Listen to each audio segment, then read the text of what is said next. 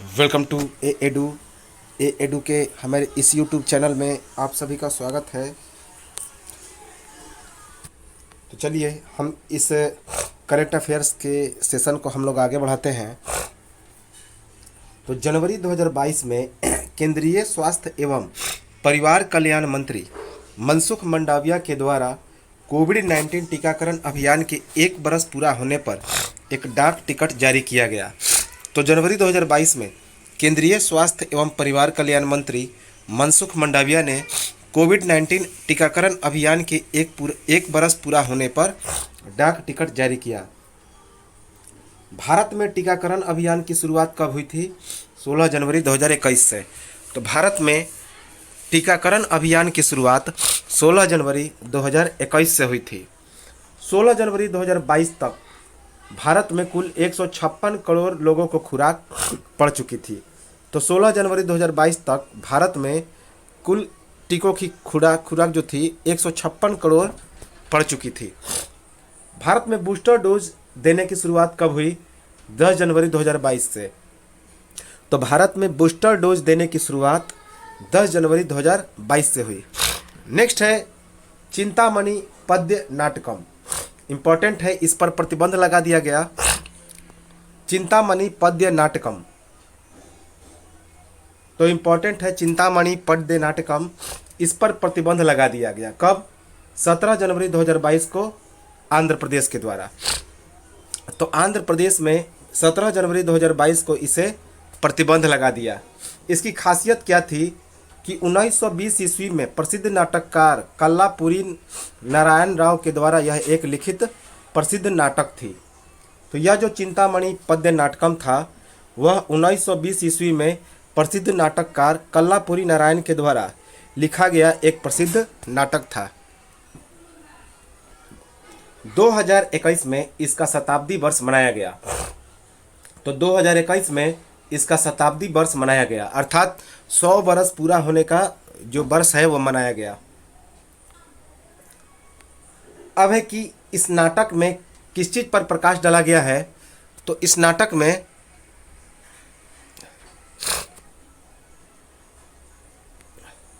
नाटक में कुछ लोगों के द्वारा सामाजिक बुराइयों के प्रभाव में आकर परिवार की उपेक्षा करने पर प्रकाश डाला गया है।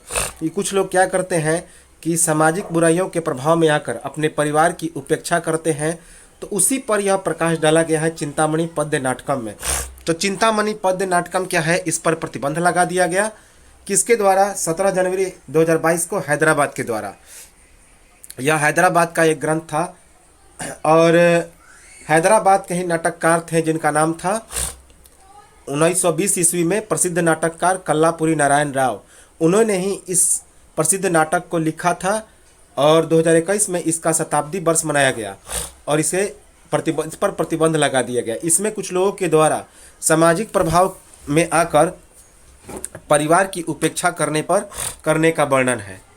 अब है विश्व की उच्चतम भुगतान करने वाली एथलीटों की फोर्ब्स सूची जारी की गई 2021 की। तो वर्ष 2021 की विश्व की उच्चतम भुगतान पाने वाली एथलीटों की फोर्ब्स की सूची जारी की गई। यह सूची कब जारी की गई? तो 13 जनवरी 2022 को। यह जो सूची थी वह 13 जनवरी 2022 को जारी की गई। इस सूची में भारत की एकमात्र एथलीट कौन है? तो पीवी संधू।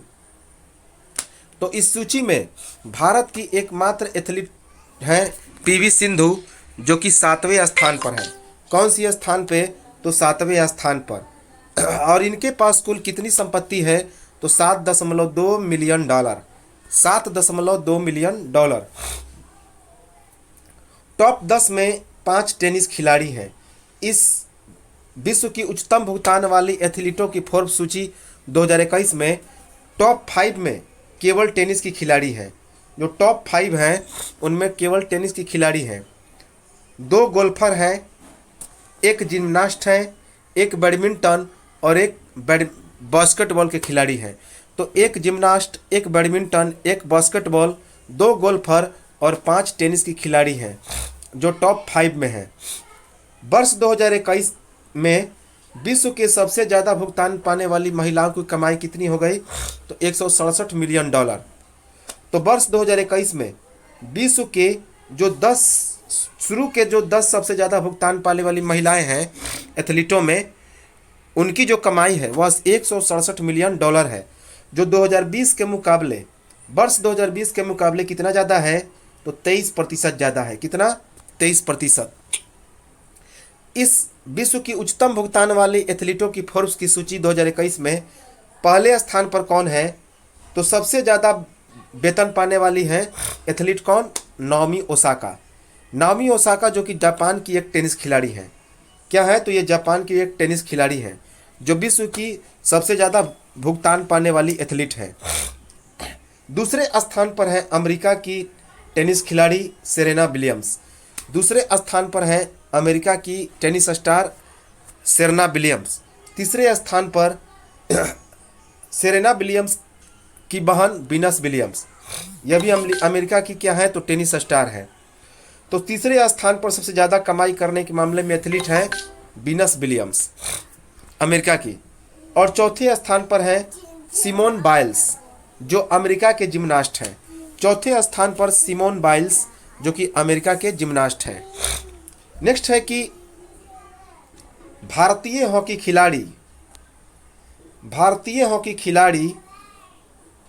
लिलिमा मिज का अंतर्राष्ट्रीय करियर से संन्यास लिया गया। तो भारतीय महिला हॉकी खिलाड़ी लिलिमा मिज ने अंतर्राष्ट्रीय कैरियर से क्या कर लिया? तो संन्यास ले लिया। अर्थात जो उनका इंटरनेशनल कैरियर था बैडमिंटन हॉकी का, उससे उन्होंने संन्यास ले लिया। किसने? लिलिमा मिज ने। तो भारतीय महिला हॉकी खिलाड़ी लिलिमा मिज ने अंतर्राष्ट्रीय कैरियर से संन्यास ले लिया। कब संन्यास लिया? तो 13 जनवरी 2022 को। लिलिमा मिज ने 13 जनवरी 2022 को संन्यास लिया। हॉकी में उन्होंने पदार्पण कब किया था? तो वर्ष 2011 में अर्जेंटीना में हॉकी भारत संघ में उन्होंने प्रवेश किया था। तो वर्ष 2011 में अर्जेंटीना में हॉकी भारत संघ के रूप में उन्होंने प्रवेश किया था। कौन? लिलिमा मिज। इन्होंने कुल 156 मैच में 12 गोल दागे हैं। तो इनका अंतर्राष्ट्रीय कैरियर क्या है कि इन्होंने कुल 156 मैच में 12 गोल दागे हैं, लिलिमा मिज। नेक्स्ट है हेनले पासपोर्ट इंडेक्स 2022 में भारत कौन से स्थान पर रहा? तो 84वें स्थान पर। तो हेनले पासपोर्ट इंडेक्स 2022 में भारत 84वें स्थान पर रहा। नेक्स्ट है स्वच्छ भारत मिशन ग्रामीण का दूसरा चरण जारी किया गया। तो स्वच्छ भारत मिशन ग्रामीण का दूसरा चरण जारी किया गया। 31 दिसंबर 2021 तक ODF अर्थात खुले में शौच मुक्त करने वाले गांवों की सूची में पहले स्थान पर कौन रहा? तो तेलंगाना। पहले स्थान पर रहा तेलंगाना, जहां पे 96.74% गांव खुले में शौच मुक्त बने हैं। तो स्वच्छ भारत मिशन ग्रामीण का दूसरा चरण शुरुआत हुआ, जिसमें 31 दिसंबर 2021 तक ODF अर्थात खुले में शौच मुक्त करने वाले गांवों की सूची में पहले स्थान पर रहा तेलंगाना राज्य, जहां पर 96.74% जो गांव हैं वे खुले में शौच मुक्त बने हैं। दूसरे स्थान पर है तमिलनाडु। दूसरे स्थान पर कौन रहा? तो दूसरे स्थान पर रहा तमिलनाडु। दूसरे स्थान पर रहा तमिलनाडु, जहां 35.39% जो गांव हैं वे शौच मुक्त हैं। तो दूसरे स्थान पर तमिलनाडु रहा, जहां 35.39% गांव क्या हैं? तो खुले में शौच मुक्त हैं। तीसरे स्थान पर रहा कर्नाटक। तीसरे स्थान पर कौन रहा? तो कर्नाटक। चौथे स्थान पर रहा उत्तराखंड। चौथे स्थान पर रहा उत्तराखंड। सबसे कम शौच मुक्त गांव वाला राज्य कौन है? तो गुजरात है। गुजरात है, जहां 0.45% अर्थात मात्र 83 गांव ही क्या है? तो ODF मुक्त हैं। ये 17वें स्थान पर है। तो सबसे निचले स्थान पर है गुजरात, जहां मात्र 83 गांव जो है ODF की सूची में है, खुले में मुक्त शौच गांव के रूप में, अर्थात 0.45% गांव ही क्या है? तो खुले में शौच मुक्त करने वाले गांव हैं। नेक्स्ट है कि 7 से 9 जनवरी 2022 तक 7 से 9 जनवरी 2022 तक गुवाहाटी में आयोजित 9वां नॉर्थ ईस्ट फेस्टिवल 2022 का थीम या फिर विषय क्या था? तो कनेक्टिंग पीपुल सेलिब्रेटिंग लाइफ। तो 7 से लेकर 9 जनवरी 2022 तक गुवाहाटी में जो 9वां नॉर्थ ईस्ट फेस्टिवल 2022 आयोजित हुआ, उसका थीम या विषय क्या रहा? तो connecting people celebrating life. Connecting people celebrating life. यह जो नॉर्थ ईस्ट 9वां नॉर्थ ईस्ट फेस्टिवल 2022 जो था, यह पहले कहाँ होने वाला था? तो नई दिल्ली में। पहले नई दिल्ली में होने वाला था, बाद में इसे गुवाहाटी में कर दिया गया। इसका उद्घाटन किसने किया? तो असम के मुख्यमंत्री हेमंत बिस्वा ने। तो इसका उद्घाटन असम के मुख्यमंत्री हेमंत बिस्वा ने किया। नेक्स्ट है कि 10 जनवरी 2022 को नेपाल पावर एक्सचेंज लिमिटेड के द्वारा भारतीय विद्युत कंपनी मणिकरण पावर लिमिटेड के साथ एक व्यापारिक समझौता किया गया। तो 10 जनवरी 2022 को नेशनल पावर एक्सचेंज लिमिटेड ने भारतीय विद्युत कंपनी मणिकरण पावर लिमिटेड के साथ एक व्यापारिक समझौता किया। इसमें भारतीय विद्युत कंपनी मणिकरण पावर लिमिटेड की नेपाल के साथ हिस्सेदारी कितनी है? तो 15%। कितना है? 15%। जबकि शुरुआती चरण में नेपाल पावर एक्सचेंज लिमिटेड जो था, वह कितना मेगावाट बिजली जो है भारत में हिस्सेदारी करेगा? तो 500 मेगावाट। तो शुरुआती चरण में नेपाल पावर एक्सचेंज लिमिटेड जो है वह 500 मेगावाट बिजली भारत को क्या करेगा? तो उत्पादन करेगा। नेक्स्ट है कि धुन अवॉइड विद मी गणतंत्र दिवस समारोह के बीटिंग स्ट्रीट समारोह से हटा दिया गया। तो एक धुन है जिसका नाम है अवॉइड विथ मी। तो एक धुन है अवॉइड विथ मी, इसे गणतंत्र दिवस समारोह के बीटिंग स्ट्रीट समारोह से क्या कर दिया गया? हटा दिया गया। नेक्स्ट है भारतीय रिजर्व बैंक ने यूनिटी स्मॉल फाइनेंस के नए अध्यक्ष किसे बनाया? विनोद राय को। तो भारतीय रिजर्व बैंक ने यूनिटी स्मॉल फाइनेंस बैंक का नया अध्यक्ष किसे बना दिया? विनोद राय को। नेक्स्ट है महाराष्ट्र के सुमित भाले ने दुबई में आयोजित अंतर्राष्ट्रीय लोक कला महोत्सव में स्वर्ण पदक हासिल किया। तो महाराष्ट्र के सुमित भाले ने दुबई में आयोजित अंतर्राष्ट्रीय लोक कला महोत्सव में गोल्ड मेडल हासिल किया। नेक्स्ट है संयुक्त अरब अमीरात ने पहली बार यातायात के लिए इन्फिनिटी ब्रिज की शुरुआत की। तो संयुक्त अरब अमीरात ने पहली बार यातायात के लिए इन्फिनिटी ब्रिज की शुरुआत की। इन्फिनिटी ब्रिज किसने शुरुआत की? तो संयुक्त अरब अमीरात ने। नेक्स्ट है कि हाल ही में प्रशांत महासागर में स्थित टोंगा द्वीप के पास समुद्र के भीतर ज्वालामुखी विस्फोट हुआ। तो इम्पोर्टेंट है, वेरी वेरी इंपॉर्टेंट, कि हाल ही में प्रशांत महासागर में एक टोंगा द्वीप है, तो उसी के पास समुद्र में ज्वालामुखी विस्फोट हुआ। नेक्स्ट है कि रक्षा मंत्रालय के द्वारा भूतपूर्व सैनिकों और उनके आश्रितों के पेंशन संबंधी शिकायतों को दूर करने के लिए एक ऑनलाइन रक्षा पेंशन शिकायत निवारण पोर्टल की स्थापना की गई। तो रक्षा मंत्रालय ने भूतपूर्व सैनिकों और उनके आश्रितों के पेंशन संबंधी शिकायतों को दूर करने के लिए एक ऑनलाइन रक्षा पेंशन शिकायत निवारण पोर्टल की स्थापना की। तो ऑनलाइन रक्षा पेंशन शिकायत निवारण पोर्टल की स्थापना किसने की? भारत के डिफेंस मिनिस्ट्री ने, रक्षा मंत्रालय ने। नेक्स्ट है कि जनवरी 2022 में स्पेसएक्स के द्वारा 49 स्टार लिंक उपग्रह को लॉन्च किया गया। तो जनवरी 2022 में स्पेस एक्स ने 49 स्टार लिंक उपग्रह को लॉन्च किया। नेक्स्ट है कि विदेश में एक दिवसीय अंतर्राष्ट्रीय मैच में सर्वाधिक रन बनाने वाले पहले भारतीय बल्लेबाज कौन बने? विराट कोहली। तो विदेश में एक दिवसीय अंतर्राष्ट्रीय मैच में सर्वाधिक रन बनाने वाले भारतीय बल्लेबाज कौन बने? विराट कोहली। नेक्स्ट है जेनेसिस प्राइज 2022 दिया गया। तो किसे दिया गया? जेनेसिस प्राइज 2022 अल्बर्ट बोर्ला को। अल्बर्ट बोर्ला कौन है? तो फार्मास्यूटिकल कंपनी फाइजर के अध्यक्ष और सीईओ हैं, मुख्य कार्यपालक पदाधिकारी हैं। तो जेनेसिस प्राइज 2022 किसे दिया गया? अल्बर्ट बोर्ला को, जो कि फार्मास्यूटिकल कंपनी फाइजर के अध्यक्ष और सीईओ हैं। नेक्स्ट है कि दक्षिण अफ्रीका ने अपना पहला समुद्री डोमेन जागरूकता उपग्रह एमडीए सैट तारामंडल लॉन्च किया। तो दक्षिण अफ्रीका के द्वारा अपना पहला समुद्री डोमेन जागरूकता उपग्रह एमडीए सैट 1 तारामंडल को लॉन्च किया गया। तो दक्षिण अफ्रीका ने अपना पहला समुद्री डोमेन जागरूकता उपग्रह जिसका नाम है एमडीए सैट तारामंडल उसका लॉन्च किया। नेक्स्ट है कि ऑक्सफैम इंडिया ने एक रिपोर्ट जारी किया जिसका नाम है इन इक्वालिटी किल्स रिपोर्ट 2021। तो ऑक्सफैम इंडिया ने इन इक्वालिटी किल्स रिपोर्ट 2021 जारी किया। नेक्स्ट है कि 16वां भारत डिजिटल शिखर सम्मेलन 2022 का संबोधन किसके द्वारा किया गया? तो पीयूष गोयल के द्वारा। तो पीयूष गोयल ने 16वां भारत डिजिटल शिखर सम्मेलन 2022 को संबोधित किया।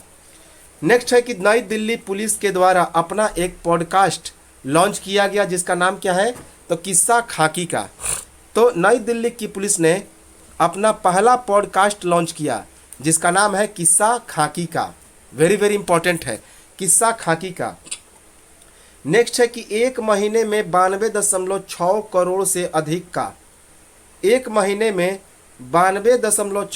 से अधिक का यूपीआई लेन देन हासिल करने वाला भारत का पहला बैंक बना पेटीएम पेमेंट्स बैंक लिमिटेड। तो एक महीने में 92.6 करोड़ से अधिक का यूपीआई लेन देन हासिल करने वाला देश का पहला बैंक बना Paytm payments bank limited. Important है। नेक्स्ट है कि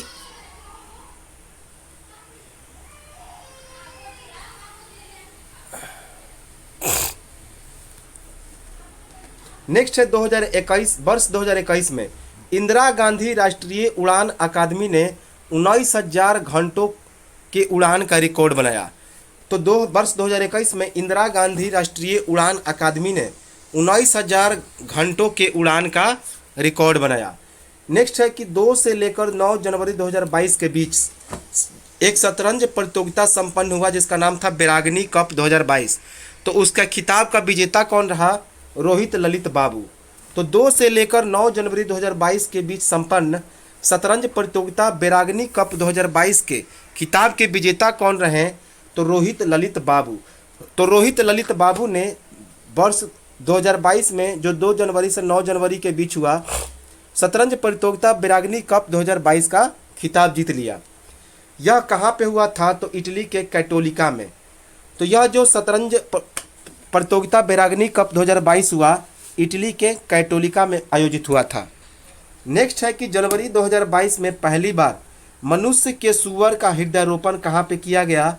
तो अमेरिका में। बहुत इंपॉर्टेंट है कि जनवरी 2022 में पहली बार मनुष्य में सूअर के हृदय का प्रत्यारोपण किया गया। कहाँ पे?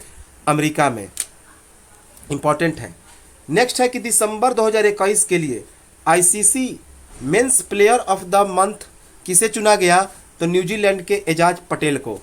तो दिसंबर 2021 के लिए आईसीसी पुरुष player of the month Ajaz Patel जो कि न्यूजीलैंड के खिलाड़ी हैं उनको चुना गया। नेक्स्ट है कि 12 जनवरी 2022 को न्यायमूर्ति इंदु मल्होत्रा की अध्यक्षता में उच्चतम न्यायालय के द्वारा प्रधानमंत्री नरेंद्र मोदी की सुरक्षा में चूक की जांच के लिए एक 5 सदस्यीय समिति की गठन की गई। तो 12 जनवरी 2022 को न्यायमूर्ति इंदु मल्होत्रा की अध्यक्षता में उच्चतम न्यायालय ने प्रधानमंत्री नरेंद्र मोदी की सुरक्षा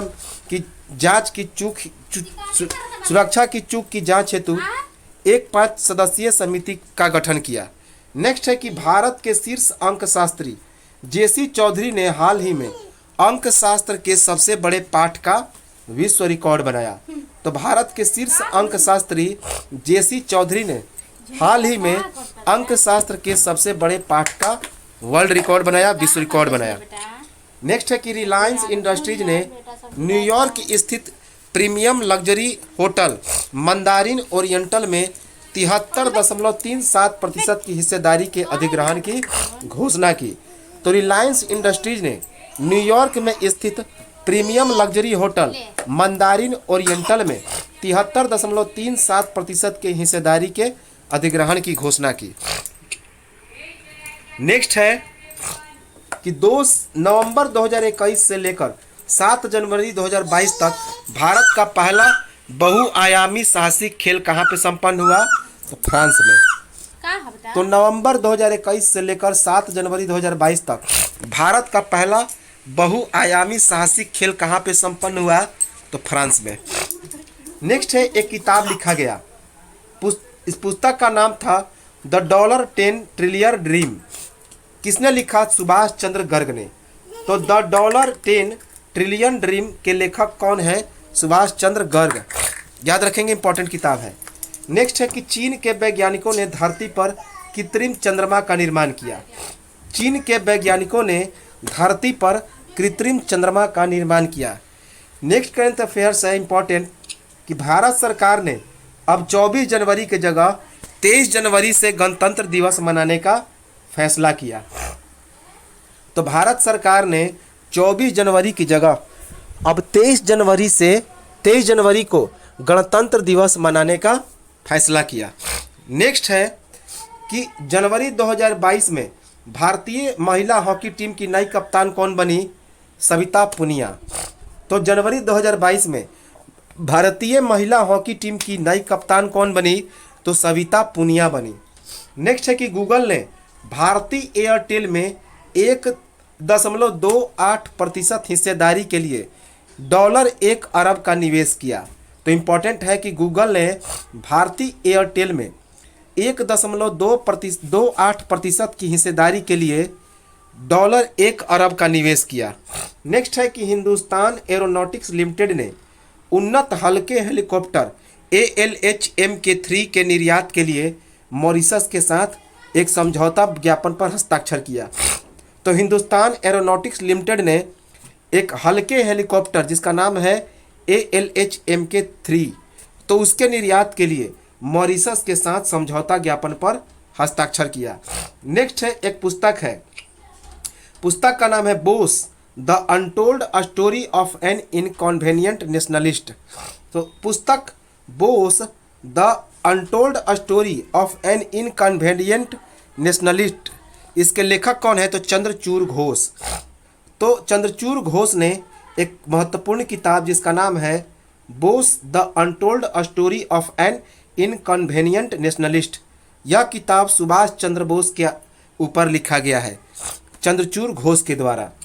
नेक्स्ट है कि हिमाचल प्रदेश के पालनपुर जिले में भारतीय सेना ने कारगिल युद्ध के नायक कैप्टन विक्रम बत्रा की प्रतिमा का अनावरण किया।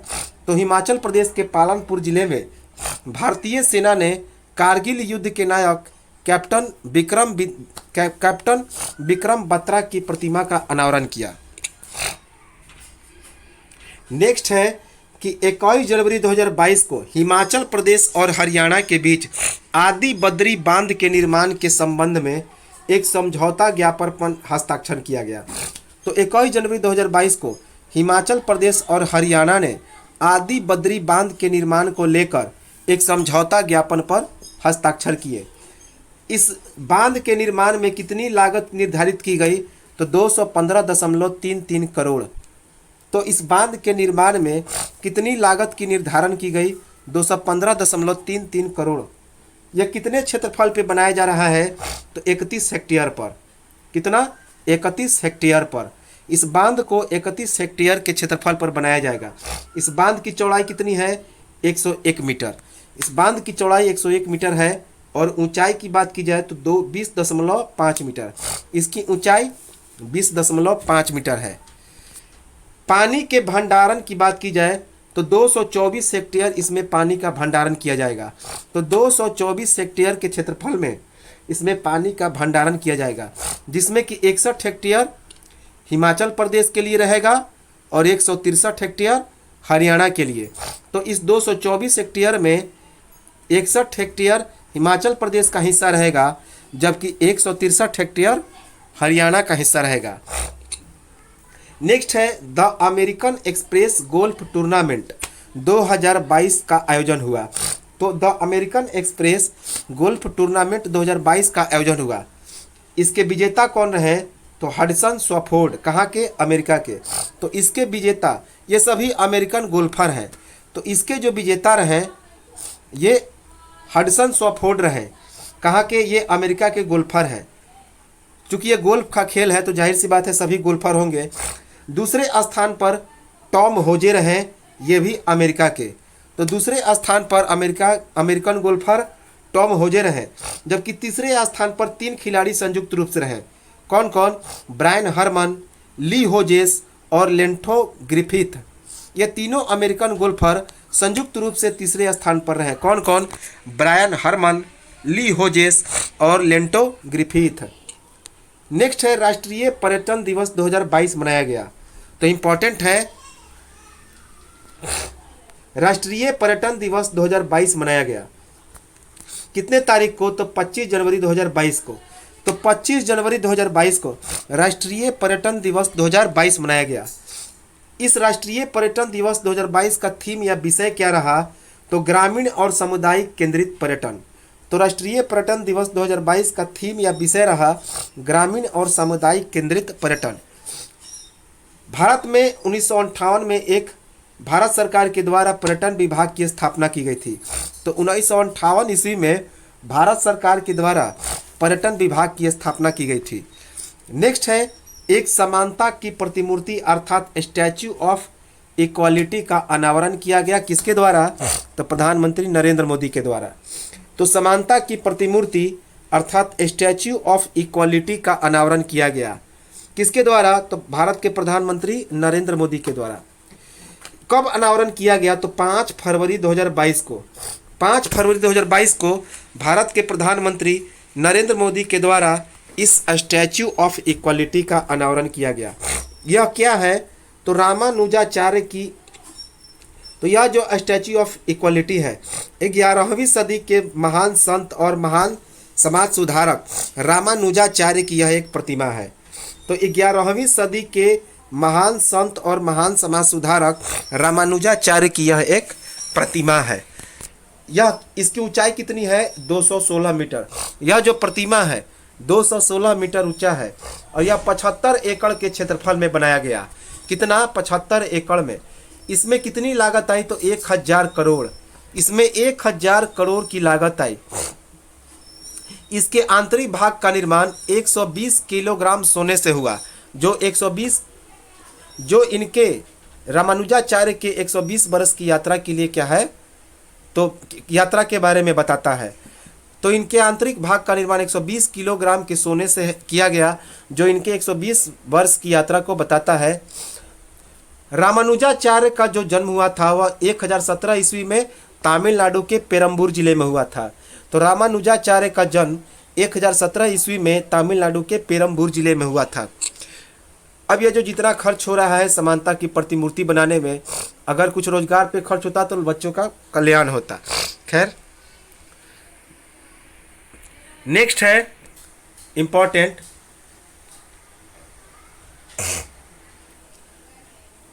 कि भारतीय रेलवे में जो ट्रेन के गार्ड होते हैं उनका नाम बदल के अब क्या कर दिया गया? ट्रेन मैनेजर कर दिया गया। तो भारतीय रेलवे ने ट्रेन के गार्ड का नाम बदलकर ट्रेन मैनेजर कर दिया। वेरी वेरी इंपॉर्टेंट है कि भारतीय रेलवे ने ट्रेन के गार्ड का नाम बदल के ट्रेन मैनेजर कर दिया। नेक्स्ट है ग्लोबल प्राइवेट बैंकिंग अवार्ड्स 2021 किसे दिया गया? HDFC बैंक को। तो HDFC बैंक को ग्लोबल प्राइवेट बैंकिंग अवार्ड्स 2021 से सम्मानित किया गया। नेक्स्ट है कि ऊँटों के लिए विश्व का पहला होटल निर्माण कहाँ पे किया गया? सऊदी अरब में। तो सऊदी अरब ने ऊँटों के लिए विश्व का पहला होटल का निर्माण किया। याद रखेंगे, वेरी वेरी इंपॉर्टेंट है। नेक्स्ट है कि हाल ही में सड़क परिवहन मंत्री नितिन गडकरी ने 8 सीटर गाड़ियों के लिए कम से कम 6 एयरबैग अनिवार्य कर दिया। तो हाल ही में सड़क परिवहन मंत्री नितिन गडकरी ने 8 सीटर गाड़ियों के लिए कितना एयरबैग अनिवार्य किया? तो 6 एयरबैग। इंपॉर्टेंट है। नेक्स्ट है कि समय पर प्रस्थान करने के मामले में शीर्ष पर दुनिया का अंतर्राष्ट्रीय हवाई अड्डा कौन रहा? तो मियामी अंतर्राष्ट्रीय हवाई अड्डा, संयुक्त राज्य अमेरिका। अर्थात किसी जगह पर जल्दी पहुंचने के मामले में सबसे पहले अंतर्राष्ट्रीय हवाई अड्डा कौन है? तो मियामी हवाई अड्डा कहाँ पे है? संयुक्त राज्य अमेरिका में।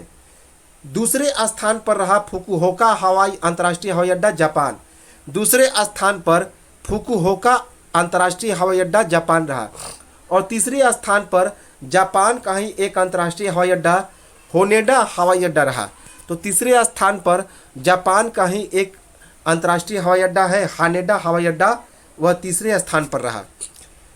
जबकि दुनिया के शीर्ष 10 हवाई अड्डों में भारत का एकमात्र अंतर्राष्ट्रीय हवाई अड्डा चेन्नई अंतर्राष्ट्रीय हवाई अड्डा 8वें स्थान पर रहा, जो समय पर प्रस्थान करने के मामले में शीर्ष 10 में शामिल है।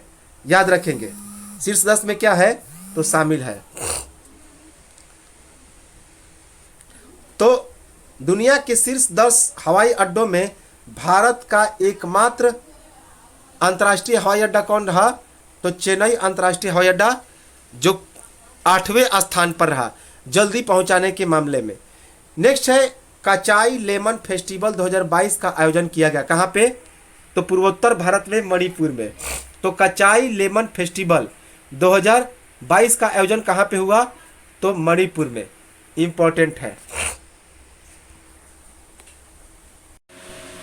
नेक्स्ट करंट अफेयर्स है कि वर्ष 2022 में जूनियर नंबर 1 बनने वाली पहली भारतीय बैडमिंटन खिलाड़ी कौन रही? तो तस्नीम मीर। कहाँ की है? तो गुजरात की।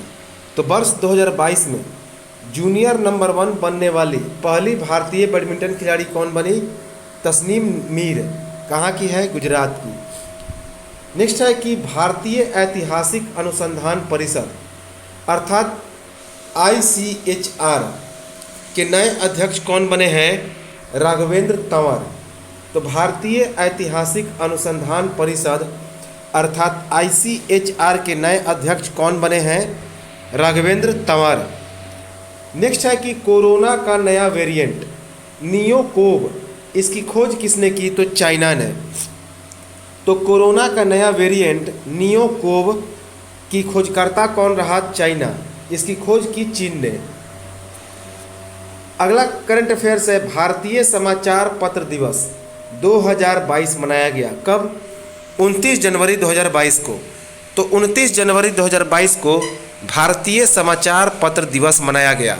यह हर एक साल 29 जनवरी को मनाया जाता है भारतीय समाचार पत्र दिवस।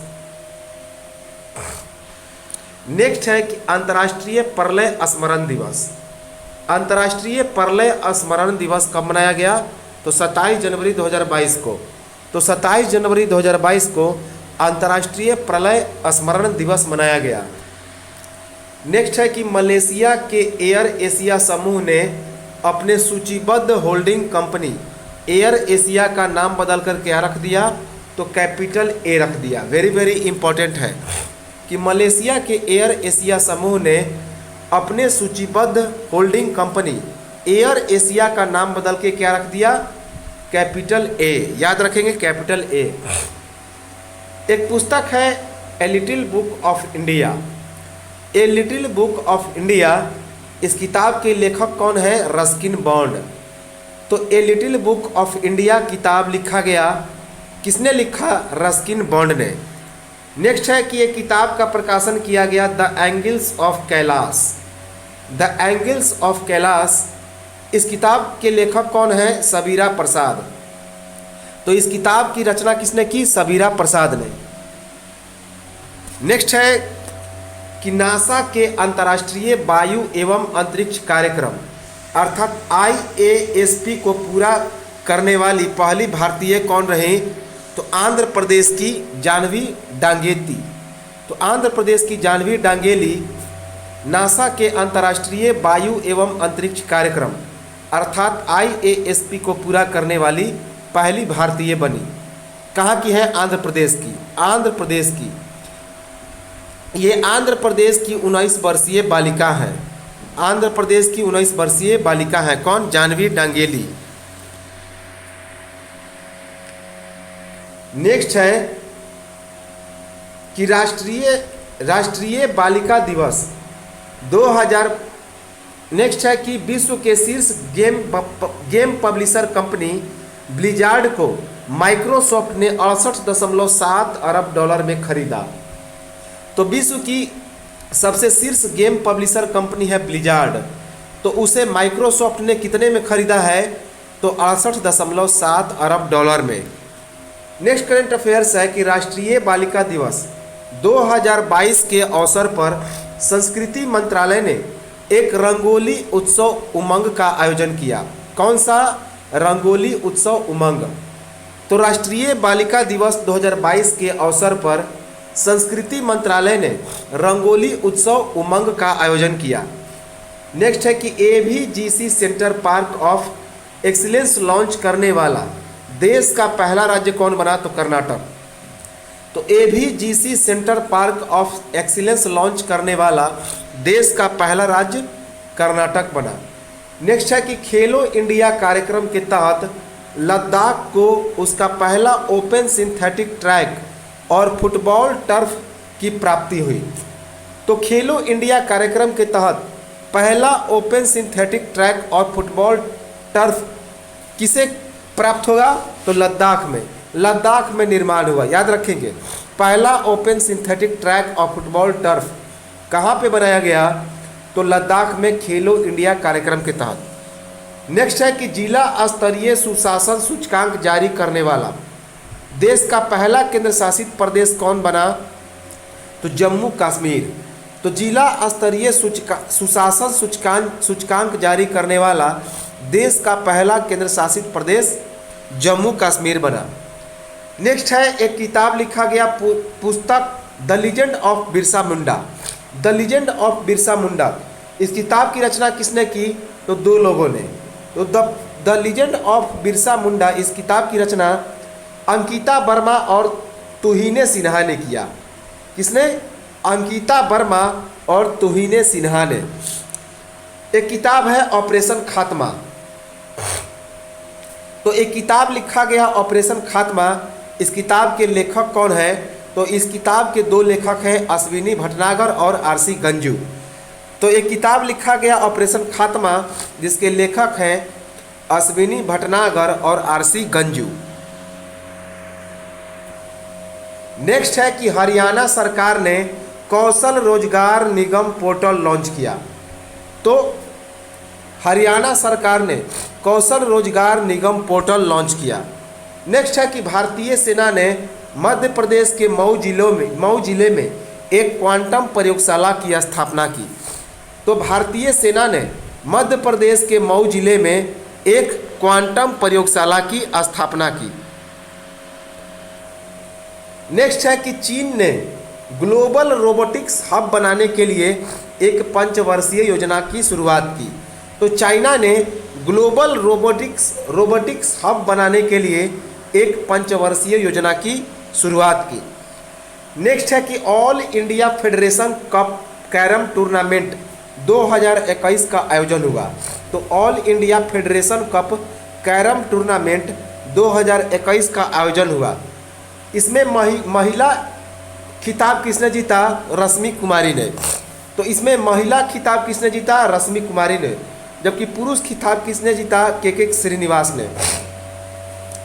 तो all India federation cup carrom tournament 2021 के महिला खिताब विजेता कौन रही? रश्मि कुमारी। जबकि पुरुष खिताब विजेता कौन रहे? के श्रीनिवासन। नेक्स्ट है कि 12.5 करोड़ डॉलर में अलिस इंडिया और ग्रीन इन्वेस्टमेंट की 100% हिस्सेदारी की खरीद किसके द्वारा की गई? तो टेक महिंद्रा के द्वारा। तो टेक महिंद्रा ने 12.5 करोड़ डॉलर में अलिस इंडिया और ग्रीन इन्वेस्टमेंट की 100% हिस्सेदारी की खरीदी। किसने? टेक महिंद्रा ने। नेक्स्ट है कि इन्फ्लुएंजा और कोरोना वायरस के दुर्लभ मिश्रण फ्लोरोना का पहला मामला कहाँ पे मिला? इजराइल में। तो इन्फ्लुएंजा और कोरोना वायरस के दुर्लभ मिश्रण फ्लोरोना का पहला मामला कहाँ पे मिला? तो इजराइल में। नेक्स्ट है कि कोचिन शिपयार्ड लिमिटेड ने कोचिन मेट्रो लिमिटेड को देश की पहली बैटरी संचालित इलेक्ट्रिक नौका सौंपी गई। तो कोचिन शिपयार्ड लिमिटेड ने कोची मेट्रो रेल लिमिटेड को देश की पहली बैटरी संचालित इलेक्ट्रिक नौका सौंपी। तो किसने सौंपी? कोचिन शिपयार्ड लिमिटेड ने कोची मेट्रो रेल लिमिटेड को देश की पहली बैटरी संचालित इलेक्ट्रिक नौका सौंपी। नेक्स्ट है कि राष्ट्रीय बाघ संरक्षण प्राधिकरण के मुताबिक वर्ष 2021 में 126 बाघों की मृत्यु हुई। तो राष्ट्रीय बाघ संरक्षण प्राधिकरण ने क्या कहा कि वर्ष 2021 में कुल 126 बाघों की मृत्यु हुई। नेक्स्ट है Reliance new energy solar limited ने ब्रिटेन की बैटरी बनाने वाली कंपनी थायरोडियन का अधिग्रहण किया। तो Reliance new energy solar limited ने ब्रिटेन की बैटरी बनाने वाली कंपनी थायरोडियन को क्या किया? तो अधिग्रहण किया। नेक्स्ट है कि गुजरात के केवड़िया रेलवे स्टेशन का नाम बदलकर क्या रख दिया गया?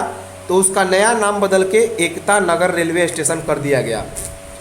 तो गुजरात के केवड़िया रेलवे स्टेशन का नाम बदलकर एकता नगर रेलवे स्टेशन कर दिया गया। नेक्स्ट है कि विश्व का सबसे तेज उड़ने वाला इलेक्ट्रिक प्लेन का निर्माण किसने किया? तो रोल्स रॉयल ने। तो विश्व का सबसे तेज उड़ने वाला इलेक्ट्रिक प्लेन का निर्माण किसने किया? रोल्स रॉयल ने। नेक्स्ट है कि ऑनलाइन बीमा प्लेटफॉर्म कंपनी रिन्यू बाई के पहले ब्रांड एम्बेसडर कौन बने? राजकुमार राव। तो ऑनलाइन बीमा प्लेटफॉर्म रिन्यू बाई के पहले ब्रांड एम्बेसडर बने राजकुमार राव। नेक्स्ट है कि खेलो इंडिया यूथ गेम्स 2022-23 का आयोजन कहाँ पे किया जाएगा? तो मध्य प्रदेश में। तो खेलो इंडिया यूथ गेम्स 2022-23 का आयोजन कहाँ पे किया जाएगा? मध्य प्रदेश में।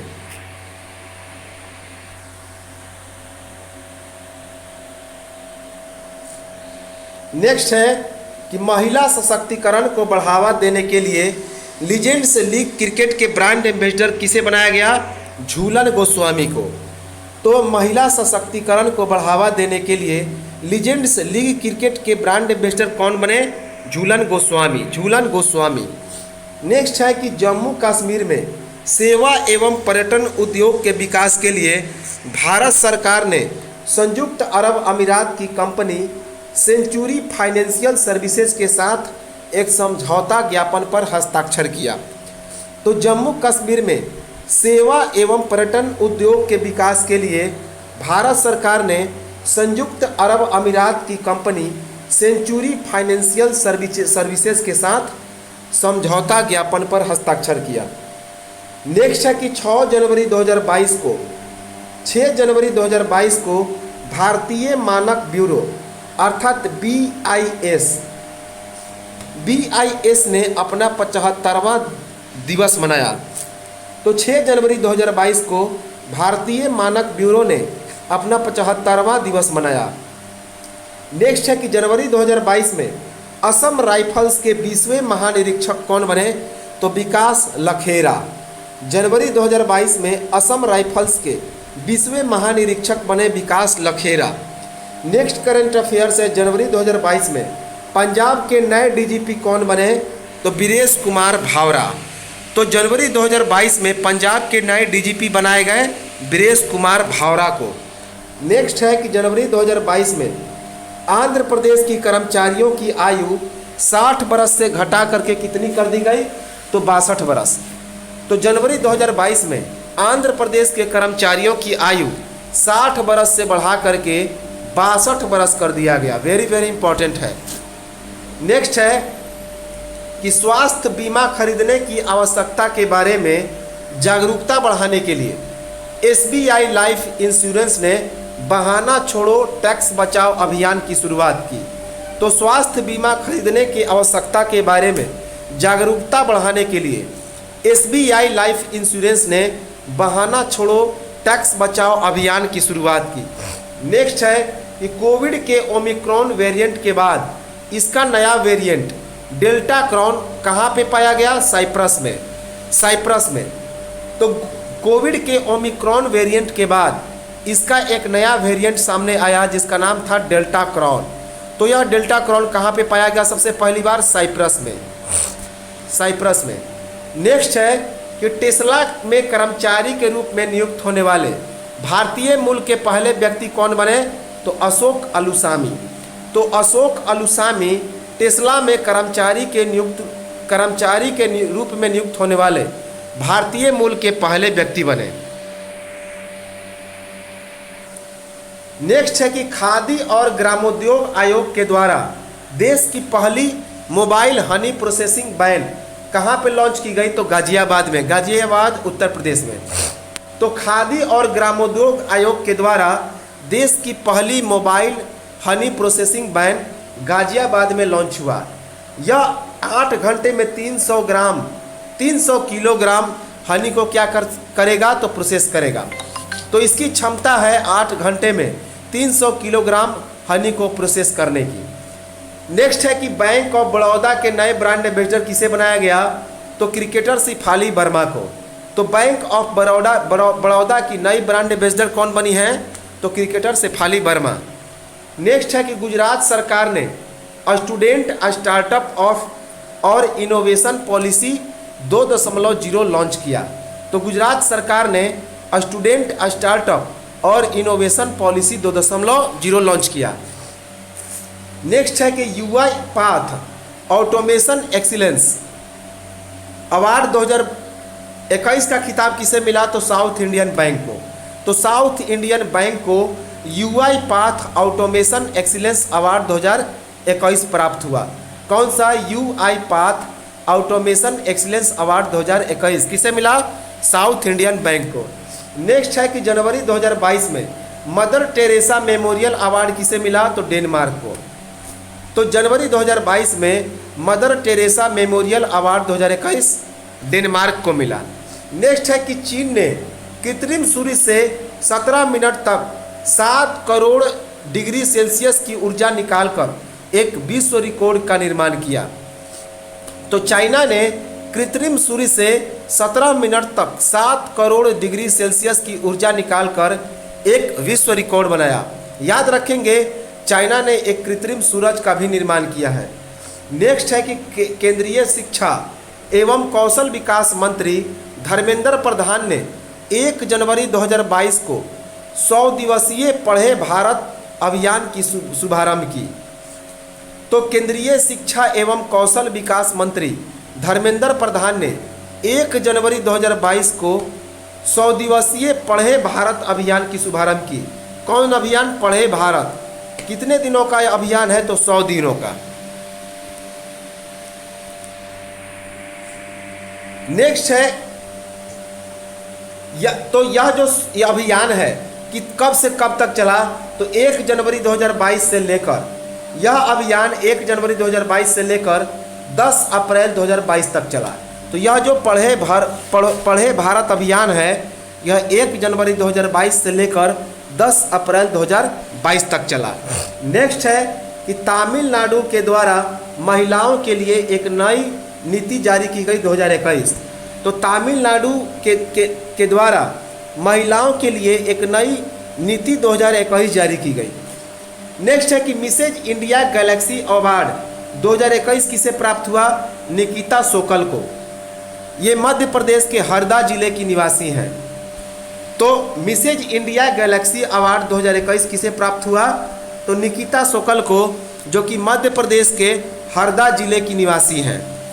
नेक्स्ट है कि अंडर 19 एशिया कप क्रिकेट 2021। तो अंडर 19 एशिया कप क्रिकेट 2021 इसका विजेता कौन रहा? तो भारत रहा। तो इसका विजेता भारत रहा और भारत ने यह कप 8वीं बार जीता। तो भारत ने अंडर 19 एशिया कप क्रिकेट 8वीं बार जीता। भारत ने किसे पराजित किया? तो श्रीलंका को 9 विकेट से।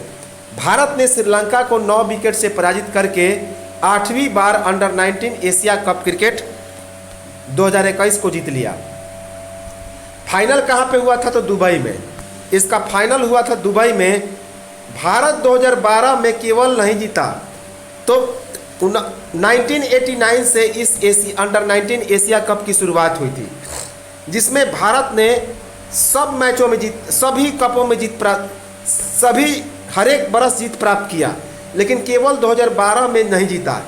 क्यों? क्योंकि 2012 में क्या हो गया था, तो मैच टाई हो गया था। लेकिन 2017 में अफगानिस्तान विजय प्राप्त किया था।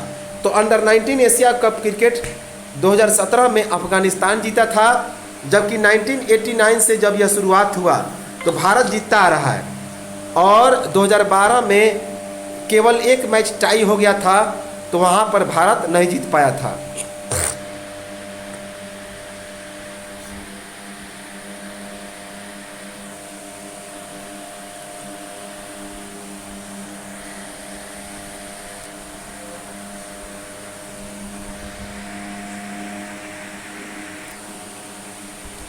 नेक्स्ट है कि महाराष्ट्र के नागपुर में राइट टू पी अभियान प्रारंभ हुआ। तो महाराष्ट्र के नागपुर में राइट टू पी एक अभियान प्रारंभ हुआ। कौन सा अभियान? Right to pee. यह अभियान क्या है? तो इसका मुख्य उद्देश्य है लोगों को निःशुल्क और सुरक्षित शौचालय की व्यवस्था करना। तो इसका मुख्य उद्देश्य है लोगों को निःशुल्क और सुरक्षित शौचालय की व्यवस्था करना, राइट टू पी। नेक्स्ट है कि कनाडा का सर्वोच्च नागरिक सम्मान ऑर्डर ऑफ कनाडा से किसे सम्मानित किया गया? डॉक्टर प्रदीप मर्चेंट को। 3 लोगों को, डॉक्टर प्रदीप मर्चेंट, डॉक्टर वेंकटम अय्यर लक्ष्मणन और नवजीत सिंह ढिल्लो को। ये तीनों जो हैं भारतीय मूल के कनाडाई हैं। तो कनाडा का सर्वोच्च नागरिक सम्मान किसे मिला? जिसका नाम है ऑर्डर ऑफ कनाडा सम्मान।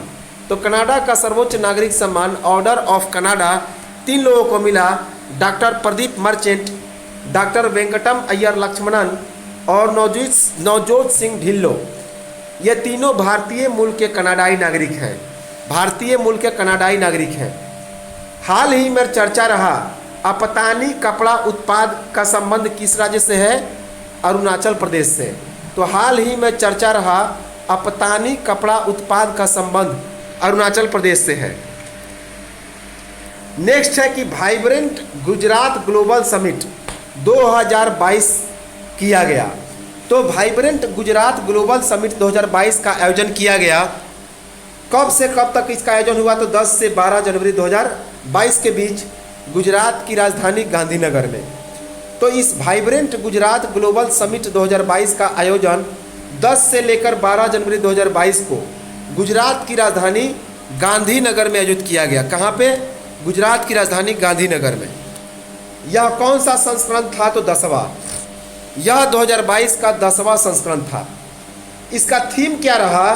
तो इसका थीम रहा आत्मनिर्भर गुजरात से आत्मनिर्भर भारत तक।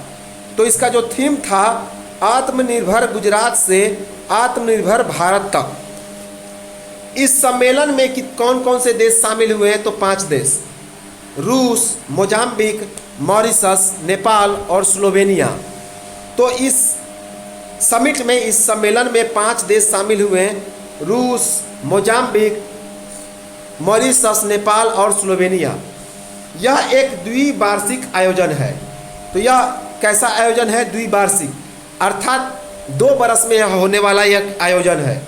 इस समारोह के दौरान हेलीपैड प्रदर्शनी गांधीनगर में हेलीपैड वाइब्रेंट ट्रेंड गुजरात का भी आयोजन किया गया। तो इस सम्मेलन में हेलीपैड प्रदर्शनी गांधीनगर में ग्लोबल वाइब्रेंट ट्रेड गुजरात का भी आयोजन किया गया। इस समिट की परिकल्पना किसने की थी? तो उस समय के तत्कालीन मुख्यमंत्री नरेंद्र मोदी ने। तो इस समिट की परिकल्पना उस समय के तत्कालीन मुख्यमंत्री नरेंद्र मोदी ने की थी।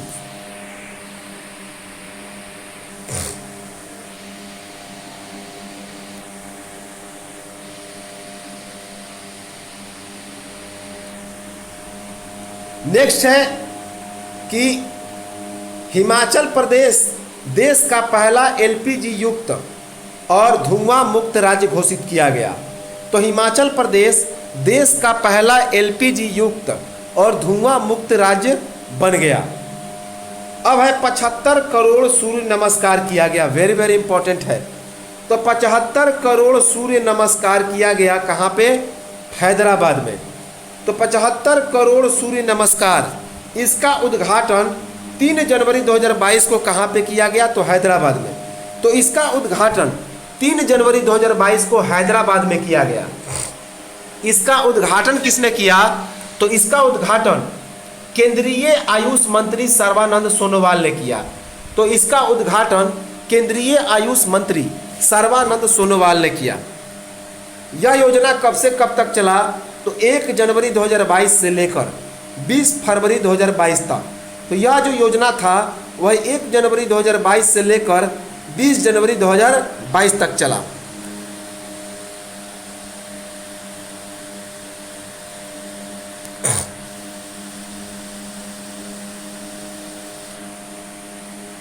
नेक्स्ट है कि इस योजना की खासियत क्या थी?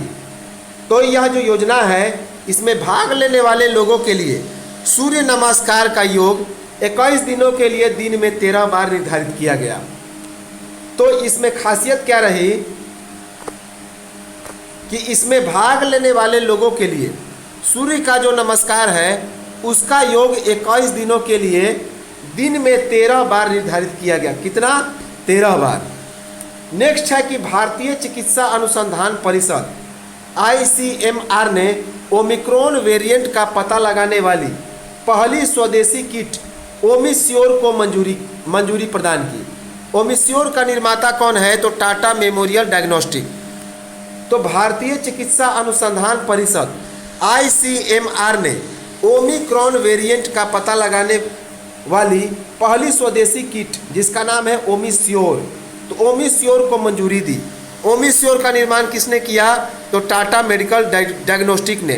टाटा मेडिकल डायग्नोस्टिक ने।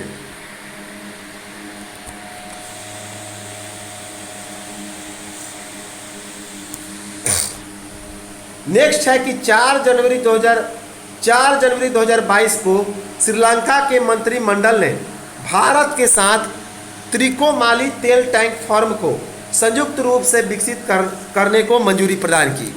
तो 4 जनवरी 2022 को श्रीलंका के मंत्रिमंडल ने भारत के साथ त्रिकोमाली तेल टैंक फार्म को संयुक्त रूप से विकसित करने की मंजूरी प्रदान की। नेक्स्ट है कि Israeli cyber security startup simplify का अधिग्रहण किसने किया? तो गूगल ने। तो वेरी इंपॉर्टेंट है कि गूगल ने Israeli cyber security startup simplify का क्या कर लिया? तो अधिग्रहण कर लिया। इंपॉर्टेंट है। नेक्स्ट है कि 3 जनवरी 2022 को national education alliance for technology अर्थात NEAT की तीसरे चरण की शुरुआत किसने की? तो धर्मेंद्र प्रधान ने। तो 3 जनवरी 2022 को national educational alliance for technology अर्थात NEAT की तीसरे चरण की शुरुआत किसने की? तो धर्मेंद्र प्रधान ने। नेक्स्ट है कि तीसरे चरण में जनवरी 2022 में सार कार्यक्रम की शुरुआत किसके द्वारा हुई? स्मार्ट सिटी मिशन के द्वारा। तो जनवरी 2022 में सार SAAR कार्यक्रम की शुरुआत स्मार्ट सिटी मिशन के द्वारा की गई। नेक्स्ट है कि 3 जनवरी 2022 को केंद्रीय मंत्री डॉक्टर जितेंद्र सिंह ने प्रधानमंत्री उत्कृष्टता पुरस्कार के पंजीयन के लिए एक वेब पोर्टल लॉन्च किया। इस पुरस्कार का गठन कब किया गया था? तो वर्ष 2006 में। तो 3 जनवरी 2022 को केंद्रीय मंत्री डॉक्टर जितेंद्र सिंह ने प्रधानमंत्री उत्कृष्टता पुरस्कार के पंजीकरण के लिए एक वेब पोर्टल लॉन्च किया है जिसका नाम है एक वेब पोर्टल लॉन्च किया। इस पुरस्कार का गठन कब किया गया था? वर्ष 2006 में। वर्ष 2006 में। यह प्रधानमंत्री उत्कृष्टता पुरस्कार का संबंध किस विषय से है? तो लोक प्रशासन से। तो प्रधानमंत्री उत्कृष्टता पुरस्कार का संबंध लोक प्रशासन से है।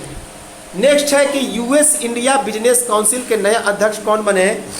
तो US इंडिया बिजनेस काउंसिल अर्थात USIBC के नए अध्यक्ष बने भारतीय मूल के अमेरिकी अतुल केशव। तो US इंडिया बिजनेस काउंसिल अर्थात USIBC के नए अध्यक्ष कौन बने? तो भारतीय मूल के अमेरिकी अतुल कैशव। नेक्स्ट है कि 1 जनवरी 2022 से यूरोपीय संघ के नए अध्यक्ष कौन बने हैं? तो फ्रांस को बनाया गया है। तो 1 जनवरी 2022 से यूरोपीय संघ का नया अध्यक्ष किसे बनाया गया? फ्रांस को। 13वीं बार यह अध्यक्ष चेंजिंग हुआ है और कितने दिनों के लिए? तो 6 महीने के लिए। तो वेरी वेरी इंपॉर्टेंट है कि 1 जनवरी 2022 से यूरोपीय संघ का नया अध्यक्ष कौन रहेगा? तो फ्रांस रहेगा और यह 13वीं बार 6 महीने के लिए यह अध्यक्ष चुना गया है। नेक्स्ट है कि बिहार विभूति सम्मान 2021 प्राप्त हुआ। तो बिहार विभूति सम्मान 2021 किसे प्राप्त हुआ? तो रोहित कुमार को, जो कि मीडिया ट्रेंच के संस्थापक हैं। तो बिहार विभूति सम्मान 2021 किसे प्राप्त हुआ? तो रोहित कुमार को, जो कि मीडिया ट्रेंच के संस्थापक हैं। यह सम्मान बिहार उद्यमिता सम्मेलन में दिया जाता है। तो यह सम्मान बिहार उद्यमिता सम्मेलन में प्रदान किया जाता है। नेक्स्ट है कि 5 जनवरी 2022 को अंतर्राष्ट्रीय सौर गठबंधन में शामिल होने वाला 102वां देश कौन बना? एंटीगुआ और बरमूडा। तो 5 जनवरी 2022 को अंतर्राष्ट्रीय सौर गठबंधन में शामिल होने वाला 102वां देश कौन बना? तो एंटीगुआ और बरमूडा। अंतर्राष्ट्रीय सौर गठबंधन का मुख्यालय कहाँ पे है? तो गुरुग्राम, हरियाणा में। अंतर्राष्ट्रीय सौर गठबंधन का मुख्यालय हरियाणा के गुरुग्राम में है। इसके पहले यह संयुक्त अंतर्राष्ट्रीय सौर गठबंधन का 101वां देश कौन बना था? तो अमेरिका। तो इसके पहले अंतर्राष्ट्रीय सौर गठबंधन में शामिल होने वाला 101वां देश कौन बना था? तो अमेरिका। नेक्स्ट है कि भारत का पहला स्वदेशी सर्वर जिसका नाम है रुद्र, इसकी अभी लॉन्चिंग हुई। तो भारत का पहला अपना स्वदेशी सर्वर रुद्र, जिसका अभी क्या हुआ? तो लॉन्च हुआ। नेक्स्ट है चर्चा में चल रहा ब्रांड इंडिया अभियान, इसका संबंध किस मंत्रालय से है? तो वाणिज्य एवं उद्योग मंत्रालय से। तो चर्चा में चल रहा ब्रांड इंडिया अभियान, इसका संबंध वाणिज्य एवं उद्योग मंत्रालय से है। नेक्स्ट है कि भारत का पहला खिलौना निर्माण क्लस्टर कोप्पल टॉय क्लस्टर का निर्माण कहाँ पे किया गया है? तो कर्नाटक में। तो भारत का पहला खिलौना निर्माण क्लस्टर जिसका नाम है कोप्पल टॉय क्लस्टर, इसका निर्माण कर्नाटक में किया गया है। नेक्स्ट, इसे कितने क्षेत्रफल में बनाया जा रहा है? तो 400 एकड़ में। इसे 400 एकड़ में बनाया जा रहा है और यह देश का पहला खिलौना निर्माण क्लस्टर होगा। तो यह देश का पहला खिलौना निर्माण क्लस्टर होगा। नेक्स्ट है कि जनवरी 2022 में मध्य एशियाई देश कजाकिस्तान में ईंधन की बढ़ती कीमतों के कारण आपातकाल लागू हो गया। तो जनवरी 2022 में मध्य एशिया कजाकिस्तान में ईंधन की बढ़ती कीमतों के कारण क्या लागू हो गया? तो आपातकाल लागू हो गया। नेक्स्ट है कि 6 जनवरी 2022 को गोवा के मुख्यमंत्री प्रताप सिंह राणे को राज्य सरकार मंत्रिपरिषद में आजीवन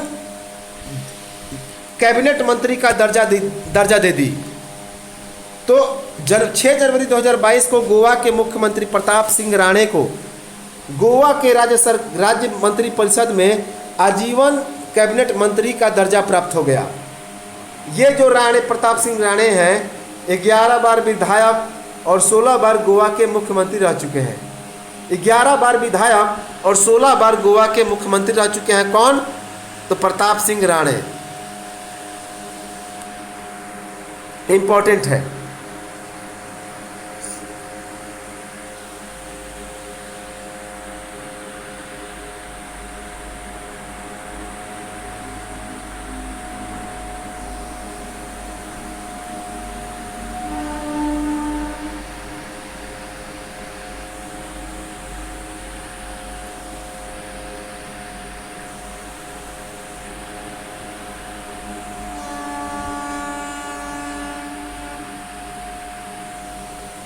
नेक्स्ट है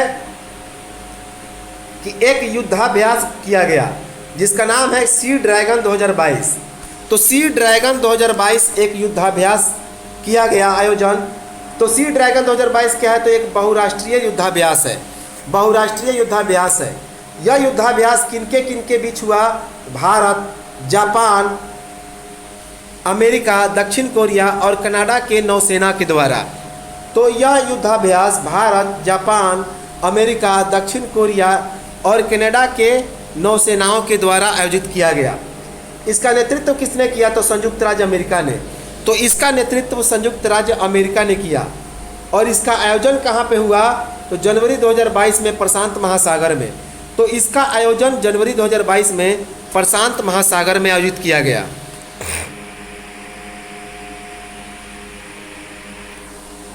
नेक्स्ट है कि जनवरी 2022 में संघाई सहयोग संगठन अर्थात SCO के नए महासचिव कौन बने हैं? तो झांग मिंग।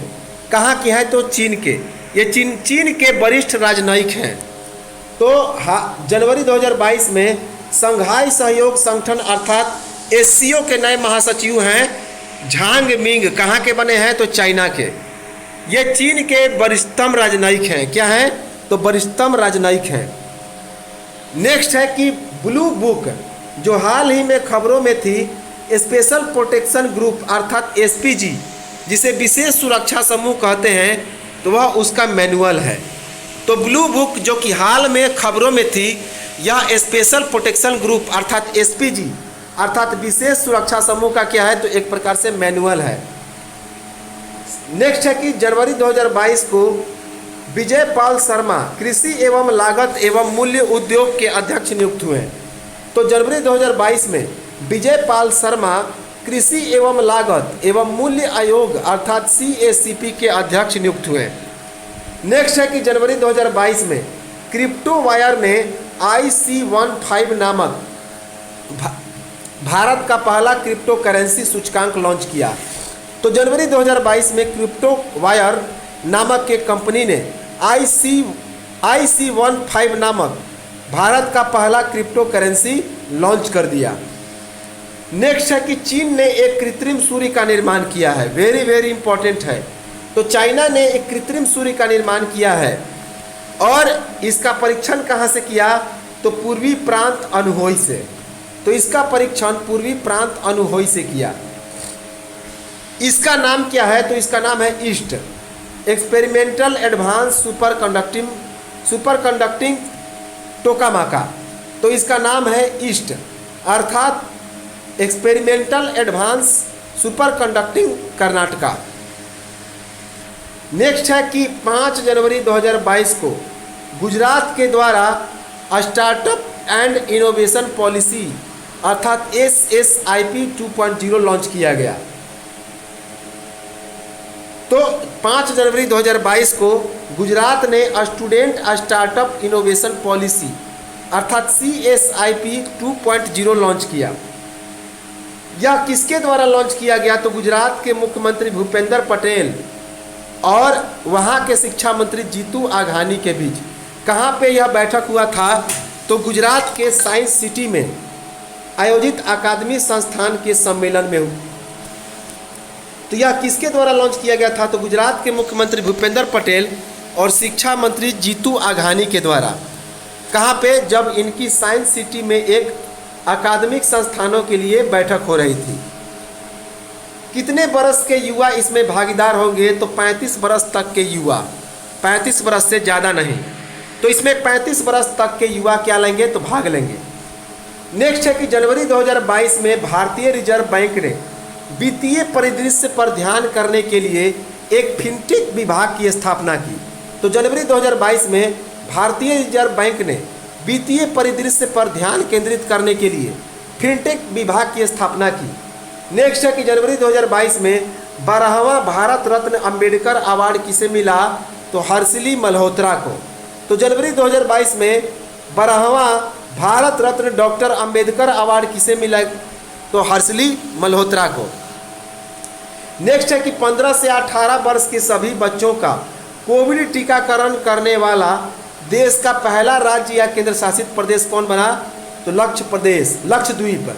तो 15 से 18 वर्ष के बीच बच्चों का कोविड टीकाकरण करने वाला देश का पहला केंद्र शासित प्रदेश या राज्यों में पहले स्थान पर कौन रहा? तो लक्षद्वीप।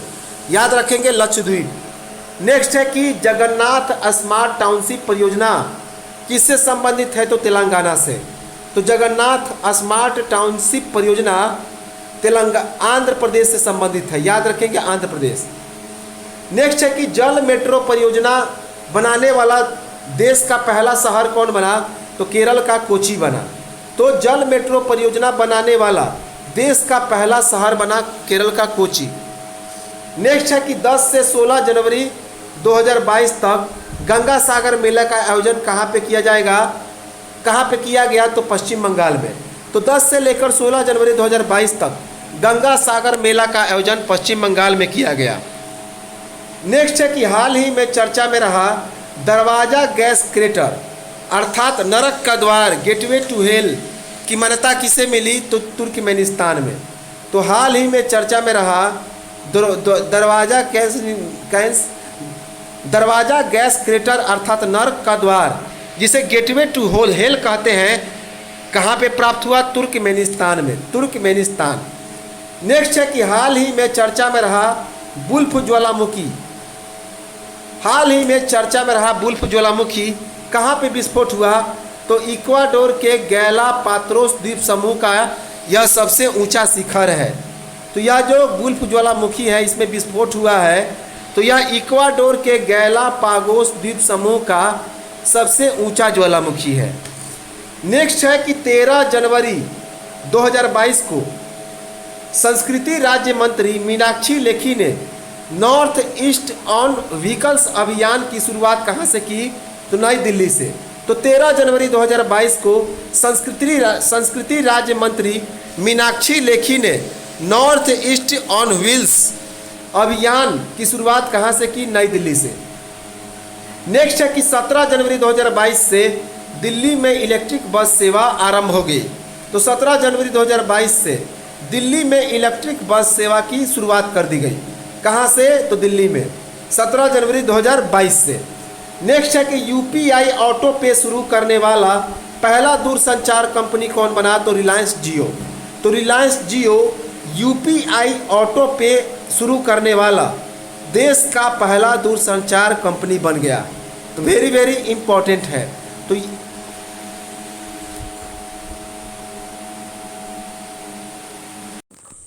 नेक्स्ट है जनवरी 2002 को डिजिटल भुगतान सूचकांक किसके द्वारा जारी किया गया? तो भारतीय रिजर्व बैंक के द्वारा। तो जनवरी 2002 को डिजिटल भुगतान सूचकांक भारतीय रिजर्व बैंक ने जारी किया। नेक्स्ट करंट अफेयर्स है कि जनवरी 2002 को मिया मोटली बारबाडोस के प्रधानमंत्री बने। तो जनवरी 2022 को मिया मोटली बारबाडोस के प्रधानमंत्री बने। कौन? कहाँ के? बारबाडोस के। इंपॉर्टेंट है। नेक्स्ट है कि 12 जनवरी 2022 को त्रिपुरा में कोकरोबोक दिवस मनाया गया। तो 12 जनवरी 2022 को त्रिपुरा में कोकबोरोक दिवस मनाया गया। कौन सा दिवस? कोकबोरोक दिवस। नेक्स्ट है कि लीप स्टार्टअप प्रोग्राम की शुरुआत किसने की? फ्लिपकार्ट ने। तो लीप स्टार्टअप प्रोग्राम की शुरुआत फ्लिपकार्ट ने की। नेक्स्ट है कि चर्चा में रहा जनवरी 2022 में TOI 2180B क्या है? तो एक गैसीय उपग्रह है। तो जनवरी 2022 में एक चर्चा में क्या रहा? TOI 2180 जो क्या है? तो एक गैसीय उपग्रह है। नेक्स्ट है कि जनवरी 2022 में दिलीप संघानी इफ्को के नए चेयरमैन बने। तो इम्पोर्टेंट है, दिलीप संघानी इफ्को के नए चेयरमैन बने। कब? जनवरी 2022 में। नेक्स्ट है कि Washington DC south Asian film festival 2021 में international association of working women award से किसे सम्मानित किया गया? किस अभिनेत्री को? तो सुष्मिता सेन को। तो Washington DC south Asian film festival 2021 में international association of working women award से सम्मानित होने वाली अभिनेत्री कौन बनी? तो सुष्मिता सेन। इंपॉर्टेंट है, सुष्मिता सेन। नेक्स्ट है कि 11 जनवरी 2022 को भारतीय नौसेना ने आईएनएस विशाखापट्टनम से सुपरसोनिक क्रूज मिसाइल ब्रह्मोस के नौसैनिक संस्करण का सफल परीक्षण किया। तो 11 जनवरी 2022 को भारतीय नौसेना ने आईएनएस विशाखापट्टनम से सुपरसोनिक क्रूज मिसाइल ब्रह्मोस के नौसैनिक संस्करण का सफल परीक्षण किया। यह जो था समुद्र से समुद्र में मार करने वाला यह संस्करण था। तो यह समुद्र से समुद्र में मार करने वाला संस्करण था। इसकी जो क्षमता थी, इसकी जो क्षमता है 2.8 मैक की गति से यह वार करने में सक्षम है। तो यह जो क्रूज मिसाइल है 2.8 मैक की गति से वार करने में क्या है? तो सक्षम है। नेक्स्ट है कि यह इसकी और खासियत क्या है कि यह मध्यम दूरी की सुपरसोनिक क्रूज मिसाइल है जिसे जहाज़ों, विमान या जमीन से भी लॉन्च किया जा सकता है। तो यह एक मध्यम दूरी की सुपरसोनिक क्रूज मिसाइल है जिसे जहाज़ों, विमानों और जमीन से भी लॉन्च किया जा सकता है। इस मिसाइल का विकास किसने किया? तो भारत और रूस ने संयुक्त रूप से। तो भारत और रूस ने संयुक्त रूप से मिलकर इस मिसाइल का विकास किया। इसकी जो मारक क्षमता है, पहले थी प्रारंभ में 290 किलोमीटर, फिर वह बढ़कर 450 किलोमीटर हो गया और लक्ष्य कितना है? तो 600 किलोमीटर करने का।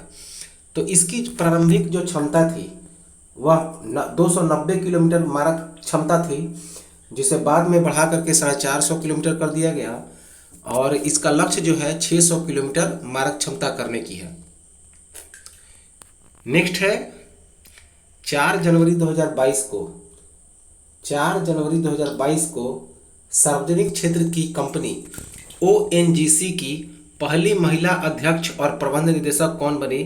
तो अलका मित्तल बनी। तो 4 जनवरी 2022 को एक सार्वजनिक क्षेत्र की company wild natural gas corporation की पहली महिला अध्यक्ष अर्थात ओएनजीसी की पहली महिला अध्यक्ष और प्रबंध निदेशक अलका मित्तल बनी। किसकी जगह? सुभाष कुमार की जगह। और अलका मित्तल इस पद को पाने वाली भारत की पहली महिला बनी। तो अलका मित्तल इस पद को पाने वाली पहली महिला बनी, भारत की नहीं बल्कि पहली महिला बनी।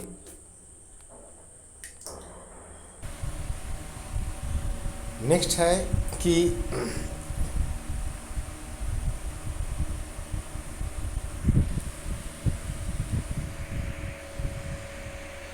बहुत इम्पोर्टेंट है, तो बहुत इम्पोर्टेंट है, भ्रष्टाचार बोध सूचकांक 2021 जारी किया गया। तो वेरी वेरी इम्पोर्टेंट है, भ्रष्टाचार बोध सूचकांक 2021 जारी किया गया, अर्थात करप्शन परसेप्शन इंडेक्स 2021 जारी किया गया। तो भ्रष्टाचार बोध सूचकांक 2021 जारी किया गया। इस सूचकांक में शीर्ष स्थान पर कौन देश रहे? तो 3 देश। कौन कौन? डेनमार्क, फिनलैंड और न्यूजीलैंड। तो इस सूचकांक में 3 देश डेनमार्क, फिनलैंड और न्यूजीलैंड, ये तीनों जो है शीर्ष पर रहे, पहले स्थान पर। इन तीनों का अंक कितना रहा? तो 88। इन तीनों का अंक रहा 88। इसमें चौथा स्थान पे कौन रहा? तो चौथे स्थान पर भी 3 देश रहे। कौन कौन? नॉर्वे, सिंगापुर और स्वीडन। तो चौथे स्थान पर 3 देश रहे, नॉर्वे, सिंगापुर और स्वीडन। इन तीनों के भी स्कोर कितने हैं? तो 85। इन तीनों का स्कोर रहा 85। इस सूचकांक के अनुसार सर्वाधिक भ्रष्ट अर्थात अंतिम स्थान पर कौन देश रहा? तो दक्षिणी सूडान। तो सर्वाधिक भ्रष्ट देश अर्थात अंतिम स्थान पर कौन रहा? तो दक्षिणी सूडान, जिसे 100 में कुल 11 अंक ही मिले। तो इसे 100 में मात्र 11 अंक प्राप्त हुए। इस सूचकांक में कुल कितने देशों को शामिल किया गया? तो इस सूचकांक में 180 देश शामिल होते हैं। और सबसे अंतिम स्थान अर्थात 180वां देश कौन है? अभी हमने बताया दक्षिण सूडान। तो इस सूचकांक में कुल 180 देश शामिल होते हैं और इसमें अंतिमवां स्थान अर्थात 180वां स्थान कौन है? दक्षिणी सूडान। अंतिम से दूसरा अर्थात 178वां स्थान पे कौन है? तो दो देश, एक सीरिया और दूसरा सोमालिया। तो अंतिम से दूसरा अर्थात 178वां देश कौन है? 178वें नंबर पर तो सीरिया और सोमालिया। इन दोनों के 13 अंक हैं। दोनों के कितने अंक हैं? तो 13। 174वें स्थान पर कौन है? तो भारत का पड़ोसी देश अफगानिस्तान, जिसके 16 अंक हैं। तो 174वें स्थान पर कौन है? तो भारत का पड़ोसी देश अफगानिस्तान, जिसके 16 अंक हैं। वेरी वेरी इंपॉर्टेंट कि इस सूचकांक में भारत का स्थान कितना है? तो इस सूचकांक में भारत का स्थान है 85। भारत का स्थान कौन सा है? तो 85 है। और भारत का जो स्कोर है कुल कितना है? तो 100 में 40 स्कोर। याद रखेंगे, भारत का जो स्थान है इस सूचकांक में 85वां स्थान है और भारत का जो स्कोर है 100 में कितना है? तो 40। यह सूचकांक कब जारी किया गया? तो 25 जनवरी 2022 को। तो यह सूचकांक 25 जनवरी 2022 को जारी किया गया। इस सूचकांक को किसने जारी किया? तो ट्रांसपेरेंसी इंटरनेशनल ने। तो इस सूचकांक को ट्रांसपेरेंसी इंटरनेशनल ने जारी किया। भारत का स्थान 85 है, किसके साथ? मालदीव के साथ। मालदीव का स्थान भी 85 है। तो भारत और मालदीव दोनों संयुक्त रूप से 85वें स्थान पर है। वर्ष 2020 में भारत कौन से स्थान पर था? तो 86 स्थान पर। तो वर्ष 2020 में भारत 86वें स्थान पर था और उस समय इसका स्कोर था 40। तो 2020 में भी भारत का स्कोर 40 था, लेकिन 2020 में भारत 86वें स्थान पर था। तो 2021 में एक स्थान भारत खिसक चुका है। नेक्स्ट है कि 18 जनवरी 2022 को एक कार्टूनिस्ट जिसका नाम था नारायण देवनाथ, उनका निधन हो गया। कितने उम्र में? 96 वर्ष की उम्र में। तो 18 जनवरी 2022 को एक कार्टूनिस्ट, कहाँ के कार्टूनिस्ट थे? तो बंगाल के थे। तो बंगाल के कार्टूनिस्ट नारायण देवनाथ का निधन हो गया। कितने बरस की उम्र में? तो 96 बरस की उम्र में। ये बंगाल के रहने वाले थे। क्या नाम था? नारायण देवनाथ, जो कि कार्टूनिस्ट थे। 18 जनवरी 2022 को इनका निधन हो गया 96 वर्ष की आयु में। इन्होंने बंगाली कार्टून कॉमिक जैसे कि तोंदे बोंदे, बैतून द ग्रेट, टोंडे फोंडे, हांडा फोडा, ये सभी की रचना किया। तो इन्होंने Bengali cartoon comic Tonde Bonde, Bantul the great, Handa Bhonda, इन सभी की रचना की। 2013 में इन्हें बंग विभूषण सम्मान और 2021 में इन्हें पद्मश्री सम्मान से सम्मानित किया गया। तो इम्पॉर्टेंट है कि ये जो नारायण देवनाथ हैं 2013 में बंग विभूषण सम्मान और 2021 में पद्मश्री सम्मान से सम्मानित हुए। नेक्स्ट है कि 23 जनवरी 2022 को व्यक्तिगत श्रेणी में आपदा प्रबंधन में उत्कृष्ट कार्य हेतु सुभाष चंद्र बोस आपदा प्रबंधन पुरस्कार 2022 से किसे सम्मानित किया गया? तो विनोद शर्मा को। और इन्हें कितनी राशि प्राप्त हुई? तो 5 लाख। तो 23 जनवरी 2022 को व्यक्तिगत श्रेणी में आपदा प्रबंधन में उत्कृष्ट कार्य हेतु सुभाष चंद्र बोस आपदा प्रबंधन पुरस्कार 2022 से किसे सम्मानित किया गया? तो विनोद शर्मा को। और इस यह जो सुभाष चंद्र बोस आपदा प्रबंधन पुरस्कार मिलता है व्यक्तिगत श्रेणी में, इसमें कितना पुरस्कार मिलता है? तो 5 लाख। कितना रुपए मिलते हैं? तो पुरस्कार राशि के रूप में 5 लाख।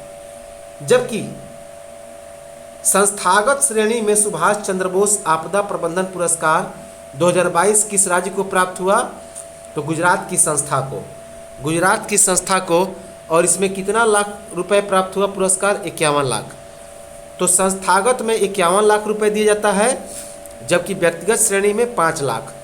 तो संस्थागत श्रेणी में सुभाष चंद्र बोस आपदा प्रबंधन पुरस्कार 2022 किसे प्राप्त हुआ?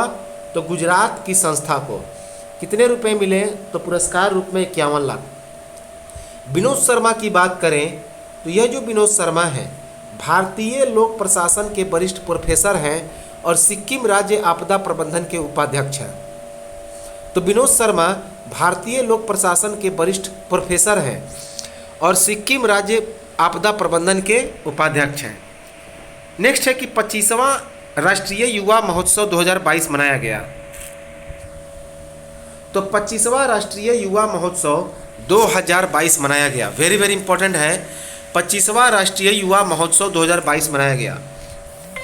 इसका आयोजन कब किया गया? तो 12 से लेकर 13 जनवरी 2022 को।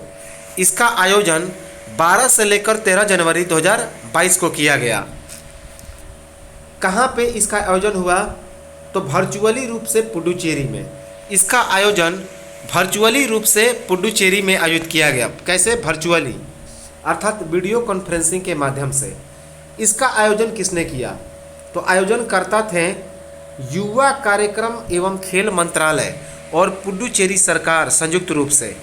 तो युवा कार्यक्रम एवं खेल मंत्रालय और पुडुचेरी सरकार ने संयुक्त रूप से इसका आयोजन किया। इस 25वें राष्ट्रीय युवा महोत्सव 2022 का थीम क्या रहा? तो सक्षम युवा सशक्त युवा। सक्षम युवा सशक्त युवा। इस दौरान राष्ट्रीय युवा शिखर सम्मेलन का भी आयोजन किया गया। तो इस दौरान राष्ट्रीय युवा शिखर सम्मेलन का भी आयोजन किया गया। इसका उद्घाटन किसने किया? तो भारत के प्रधानमंत्री नरेंद्र मोदी ने। इसका उद्घाटन भारत के प्रधानमंत्री नरेंद्र मोदी ने किया। इस महोत्सव के आयोजन का क्या खासियत रहा? क्यों इसे मनाया जाता है? तो इसी दिन 12 जनवरी को स्वामी विवेकानंद का जन्म हुआ था। तो स्वामी विवेकानंद का 159वें जयंती के अवसर पर इस 25वें राष्ट्रीय युवा महोत्सव का आयोजन किया गया। स्वामी विवेकानंद के 159वें जयंती के अवसर पर पहली बार यह दिवस कब मनाया गया था? तो 1995 ईस्वी में भोपाल में।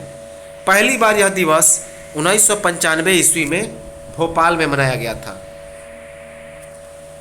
नेक्स्ट है इंपॉर्टेंट कि विश्व आर्थिक स्थिति एवं संभावना रिपोर्ट 2022 जारी किया गया। तो वेरी वेरी इंपॉर्टेंट है, विश्व आर्थिक स्थिति एवं संभावना रिपोर्ट 2022 जारी किया गया। यह रिपोर्ट कब जारी हुआ? तो 13 जनवरी 2022 को। तो यह रिपोर्ट 13 जनवरी 2022 को जारी हुआ। इस रिपोर्ट को किसने जारी किया? तो संयुक्त राष्ट्र ने। इस रिपोर्ट को संयुक्त राष्ट्र ने जारी किया। इस रिपोर्ट के अनुसार भारत में 2021 में कितनी जीडीपी बताई गई? 9%। तो वर्तमान में विश्व आर्थिक, यह जो संयुक्त राष्ट्र ने कितना जीडीपी बताया? तो 9%। जबकि वर्ष 2021 में जीडीपी कितना था? संयुक्त राष्ट्र के अनुसार 5.5%। तो संयुक्त राष्ट्र के अनुसार वर्ष 2021 में जीडीपी था 5.5%। इस संयुक्त राष्ट्र ने वर्ष 2022 में जीडीपी का अनुमान कितना लगाया? तो 4%। तो वर्ष 2022 में इस संयुक्त राष्ट्र ने जीडीपी का अनुमान 4% लगाया, जबकि इस संयुक्त राष्ट्र ने वर्ष 2023 में जीडीपी का अनुमान 3.5% लगाया।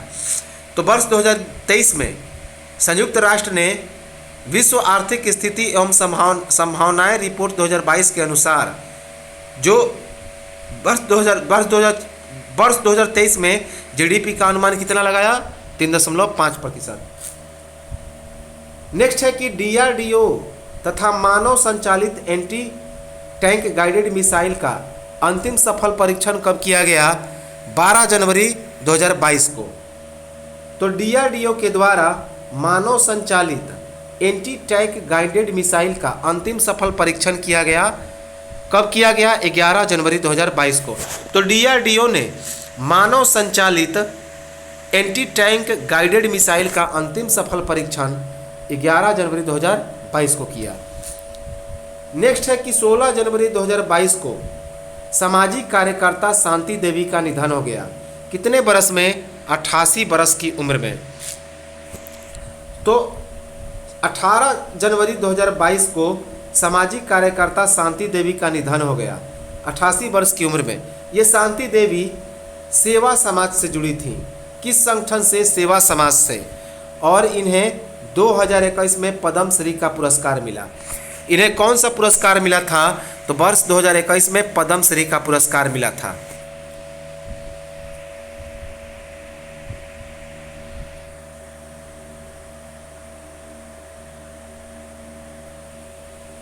नेक्स्ट है कि 19 जनवरी 2022 को सेबी के द्वारा सारथी मोबाइल ऐप लॉन्च।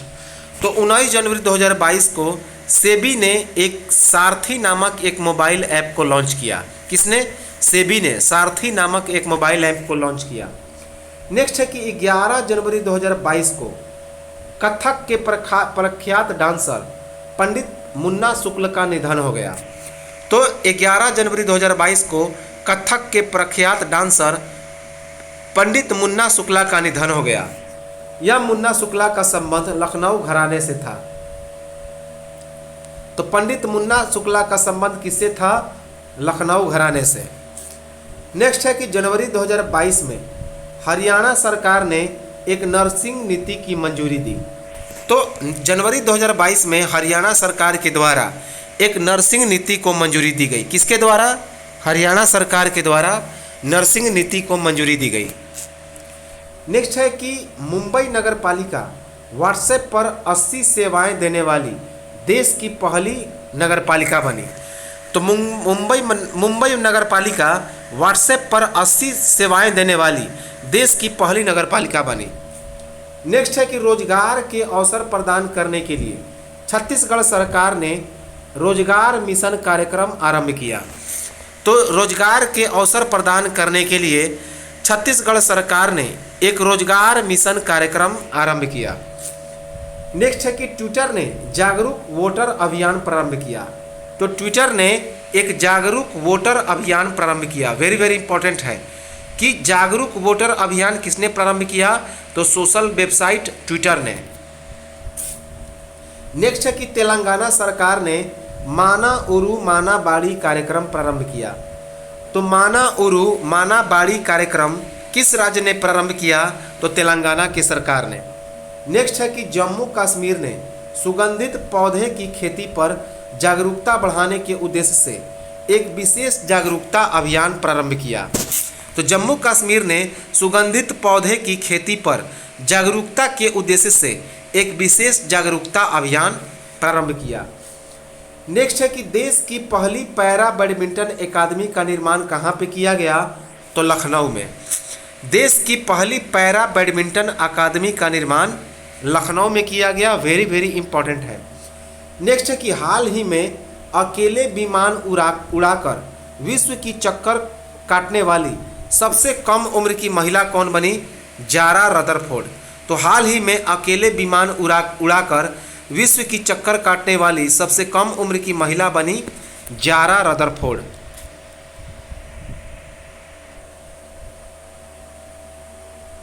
नेक्स्ट है कि 9वीं राष्ट्रीय महिला आइस हॉकी चैंपियनशिप 2022 का आयोजन हुआ। तो 9वीं राष्ट्रीय महिला आइस हॉकी चैंपियनशिप 2022 का आयोजन हुआ। कहाँ पे? हिमाचल प्रदेश के काजा में। हिमाचल प्रदेश के काजा में। इसका विजेता टीम कौन रहा? तो लद्दाख। इसका विजेता टीम रहा लद्दाख। दूसरे स्थान पर रहा चंडीगढ़। दूसरे स्थान पर रहा चंडीगढ़, जबकि तीसरे स्थान पर रहा दिल्ली। तो 9वीं राष्ट्रीय महिला आइस हॉकी चैंपियनशिप 2022 का आयोजन किया गया।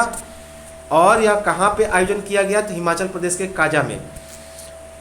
इसका विजेता रहा लद्दाख, दूसरे स्थान पर रहा चंडीगढ़ और तीसरे स्थान पर रहा दिल्ली। नेक्स्ट है कि 27 जनवरी 2022 को पहला मध्य एशिया शिखर सम्मेलन की मेजबानी किसने की? नरेंद्र मोदी ने।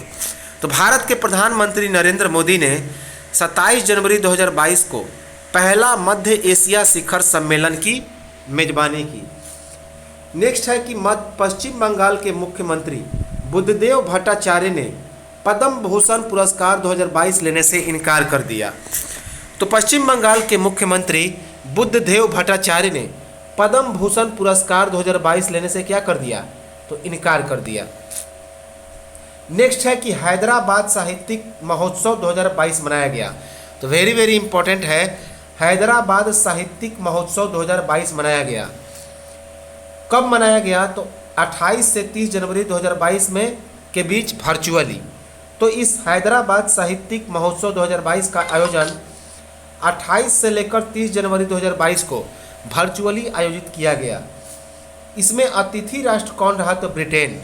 इसमें अतिथि राष्ट्र रहा ब्रिटेन, जबकि फोकस भाषा पर कौन रहा, पंजाबी। इसमें फोकस भाषा रहा पंजाबी। नेक्स्ट है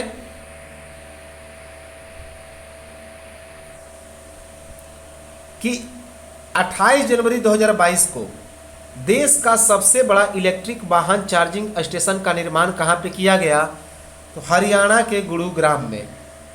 तो हरियाणा के गुरुग्राम में 28 जनवरी 2022 को देश का सबसे बड़ा इलेक्ट्रिक वाहन चार्जिंग स्टेशन का निर्माण किया गया। इसकी क्षमता कितनी है, तो 100 इलेक्ट्रिक चार्जिंग वाहन स्टेशन की इसकी क्षमता 100 इलेक्ट्रिक वाहन चार्जिंग स्टेशन की क्षमता है।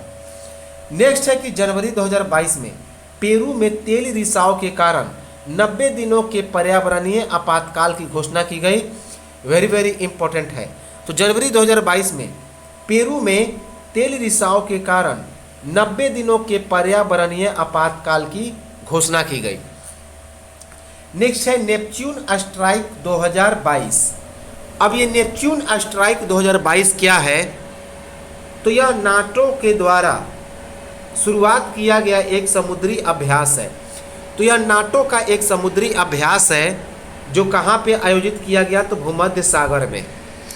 तो नेपच्यून स्ट्राइक 2022 नाटो का एक समुद्री अभ्यास है जिसका आयोजन भूमध्य सागर में किया गया। यह 12 दिवसीय अभ्यास था। कितना दिवसीय, 12 दिवसीय, जिसका प्रारंभ 24 जनवरी को किया गया।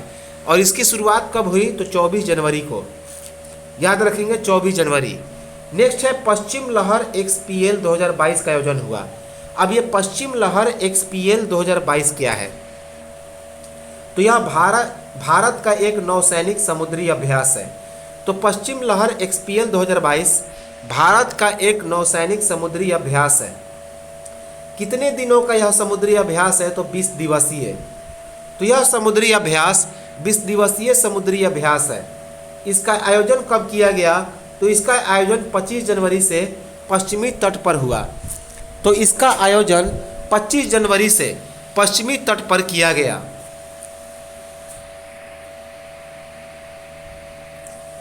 नेक्स्ट है कि Maharashtra and Punjab cooperative bank का विलय 25 जनवरी 2022 को यूनिटी स्मॉल फाइनेंस बैंक के साथ कर दिया गया। तो Maharashtra and Punjab cooperative bank का विलय 25 जनवरी 2022 को यूनिटी स्मॉल फाइनेंस बैंक के साथ कर दिया गया। नेक्स्ट है कि डाटा गोपनीयता दिवस 2022 मनाया गया। तो डाटा गोपनीयता दिवस 2022 मनाया गया कब, 28 जनवरी 2022 को। तो 28 जनवरी 2022 को डाटा गोपनीयता दिवस मनाया गया। इस दिवस का थीम क्या रहा, तो इस डाटा गोपनीयता दिवस 2022 का थीम रहा प्राइवेसी मैटर्स।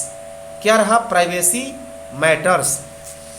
नेक्स्ट है विश्व कुष्ठ रोग दिवस 2022 मनाया गया। तो विश्व कुष्ठ रोग दिवस 2022 मनाया गया कब, 30 जनवरी 2022 को। तो 30 जनवरी 2022 को विश्व कुष्ठ रोग दिवस मनाया गया। यह प्रत्येक वर्ष जनवरी के अंतिम रविवार को मनाया जाता है। तो यह प्रत्येक वर्ष जनवरी के अंतिम रविवार को मनाया जाता है। और इस बार जनवरी का अंतिम रविवार कितना तारीख था, तो 30 जनवरी था। तो इसी कारण 2022 में यह 30 जनवरी 2022 को विश्व कुष्ठ रोग दिवस मनाया गया। इस विश्व कुष्ठ रोग दिवस 2022 का थीम क्या था, यूनाइटेड फॉर डिग्निटी। विश्व कुष्ठ रोग दिवस 2022 का थीम था यूनाइटेड फॉर डिग्निटी। नेक्स्ट है कि कर्नाटक सरकार ने जनवरी 2022 में स्वतंत्रता सेनानी संगोली रायन्ना के नाम पर एक सैन्य स्कूल की स्थापना करने की घोषणा की। तो कर्नाटक सरकार ने जनवरी 2022 में स्वतंत्रता सेनानी संगोली रायन्ना के नाम पर एक सैन्य स्कूल स्थापना करने की घोषणा की। नेक्स्ट है कि जनवरी 2022 में विश्व के सबसे बड़े कैनाल लॉक का उद्घाटन कहाँ पे किया गया? नीदरलैंड में। कितनी लागत इसमें निर्धारित की गई? तो 180 करोड़। तो जनवरी 2022 में विश्व के सबसे बड़े कैनाल लॉक का उद्घाटन नीदरलैंड में किया गया, जिसकी लागत 180 करोड़ रुपए है। भारत में पहली बार स्टार्टअप इंडिया नवाचार सप्ताह का आयोजन कब से कब तक किया गया? 10 जनवरी 2022 से लेकर 16 जनवरी 2022 तक। इसका उद्घाटन किया पीयूष गोयल ने। इसका उद्घाटन किसने किया? तो पीयूष गोयल ने किया। तो भारत में पहली बार स्टार्टअप इंडिया नवाचार सप्ताह का आयोजन 10 से 16 जनवरी 2022 को किया गया। इसका उद्घाटन पीयूष गोयल ने किया। नेक्स्ट है इंडिया स्किल प्रतियोगिता 2021 का आयोजन किया गया। तो इंडिया स्किल्स प्रतियोगिता 2021 का आयोजन किया गया। इसका आयोजन कब किया गया? 10 जनवरी 2022 को। तो इसका आयोजन 10 जनवरी 2022 को किया गया। इसमें पहले स्थान पर कौन रहा? तो ओडिशा रहा। इस इंडिया स्किल प्रतियोगिता 2021 में पहले स्थान पर रहा ओडिशा, दूसरे स्थान पर रहा महाराष्ट्र, दूसरे स्थान पर कौन रहा? महाराष्ट्र, और तीसरे स्थान पर रहा केरला। तीसरे स्थान पर रहा केरला। वर्ल्ड स्किल इंटरनेशनल प्रतियोगिता का आयोजन कहाँ पे किया गया? तो वर्ल्ड स्किल इंटरनेशनल प्रतियोगिता का आयोजन अक्टूबर 2022 में शंघाई में होगा। तो वर्ल्ड स्किल इंटरनेशनल प्रतियोगिता का आयोजन वर्ष अक्टूबर 2022 में शंघाई में होगा। नेक्स्ट है कि उत्तर प्रदेश के झांसी स्थित सुकुआ ढुकुआ बांध international commission on irrigation and drainage के द्वारा विश्व हेरिटेज इरिगेशन कैटेगरी में शामिल हुआ। यह 112 बरस पुराना बांध किस नदी पर है? बेतवा नदी पर है। बेतवा नदी पर है। कितना बरस? 112 बरस पुराना है। तो उत्तर प्रदेश के झांसी स्थित सुकुआ ढुकुआ बांध international commission on irrigation and drainage के द्वारा विश्व हेरिटेज इरिगेशन कैटेगरी में शामिल कर दिया गया। यह 112 बरस पुराना किस नदी पर है? तो बेतवा नदी पर यह बांध है, बेतवा नदी।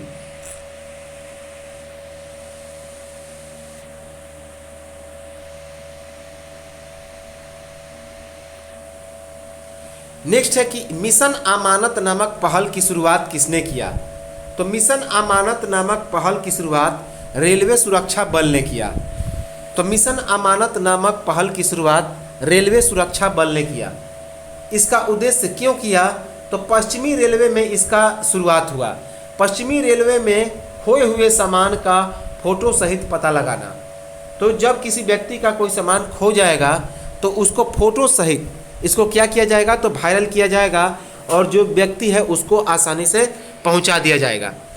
तो यही इस मिशन अमानत का उद्देश्य है कि यह कहाँ पे? तो पश्चिमी रेलवे के द्वारा इसका शुरुआत किया गया। इसका विकास किसने किया? पश्चिमी रेलवे ने। इसमें खोए हुए सामानों को फोटो सहित क्या किया जाएगा? तो उसे दर्शाया जाएगा और उस व्यक्ति को दे दिया जाएगा।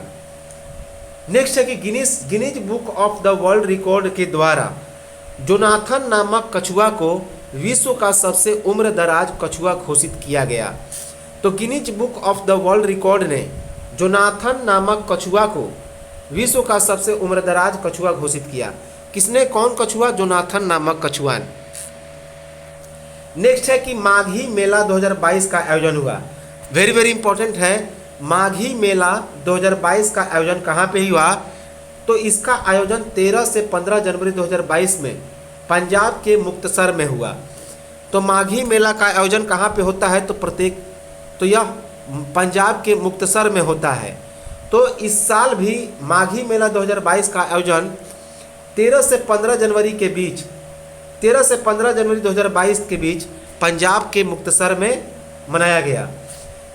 क्यों मनाया जाता है? तो गुरु गोविंद सिंह के लिए लड़ाई लड़ने वाले 40 सिखों को इसमें याद किया जाता है। तो इस दिन गुरु गोविंद सिंह के लिए लड़ने वाले 40 सिखों को इसमें याद किया जाता है। नेक्स्ट है कि प्रशांत महासागर में स्थित हुंगा टोंगा हंगा हापाई ज्वालामुखी में जनवरी 2022 में विस्फोट हुआ। तो जनवरी 2022 में प्रशांत महासागर में स्थित हुंगा टोंगा हंगा हापाई ज्वालामुखी में क्या हुआ, तो एक विस्फोट हुआ। नेक्स्ट है कि 13 जनवरी 2022 को होमलैंड सिक्योरिटी डायलॉग का आयोजन किसके किसके बीच किया गया, तो भारत और अमेरिका के बीच। तो भारत और अमेरिका के बीच 13 जनवरी 2022 को होमलैंड सिक्योरिटी डायलॉग का आयोजन हुआ। नेक्स्ट है कि 15 जनवरी 2022 को खादी का बना विश्व का सबसे बड़े तिरंगे का प्रदर्शन कहाँ पे किया गया, तो राजस्थान के जैसलमेर में। तो 15 जनवरी 2022 को खादी का बना हुआ विश्व के सबसे बड़े तिरंगे का प्रदर्शन कहाँ पे किया गया, तो राजस्थान के जैसलमेर में। नेक्स्ट है कि 15 जनवरी 2022 को देश को समर्पित भारत का पहला कोयला से मिथेनॉल पायलट संयंत्र का निर्माण किसने किया, भेल ने किया। भेल अर्थात भारत हेवी इलेक्ट्रिकल लिमिटेड ने। तो 15 जनवरी 2022 को देश को समर्पित भारत का पहला कोयला से मिथेनॉल पायलट संयंत्र का निर्माण भेल BHEL अर्थात भारत हेवी इलेक्ट्रिक लिमिटेड ने किया। नेक्स्ट है कि आवासन और शहरी कार्य मंत्रालय ने 17 से 21 जनवरी 2022 को ओपन डाटा वीक के रूप में आयोजन किया। तो आवासन और शहरी कार्य मंत्रालय ने 17 से 21 जनवरी 2022 को ओपन डाटा वीक के रूप में आयोजन किया। Open data week.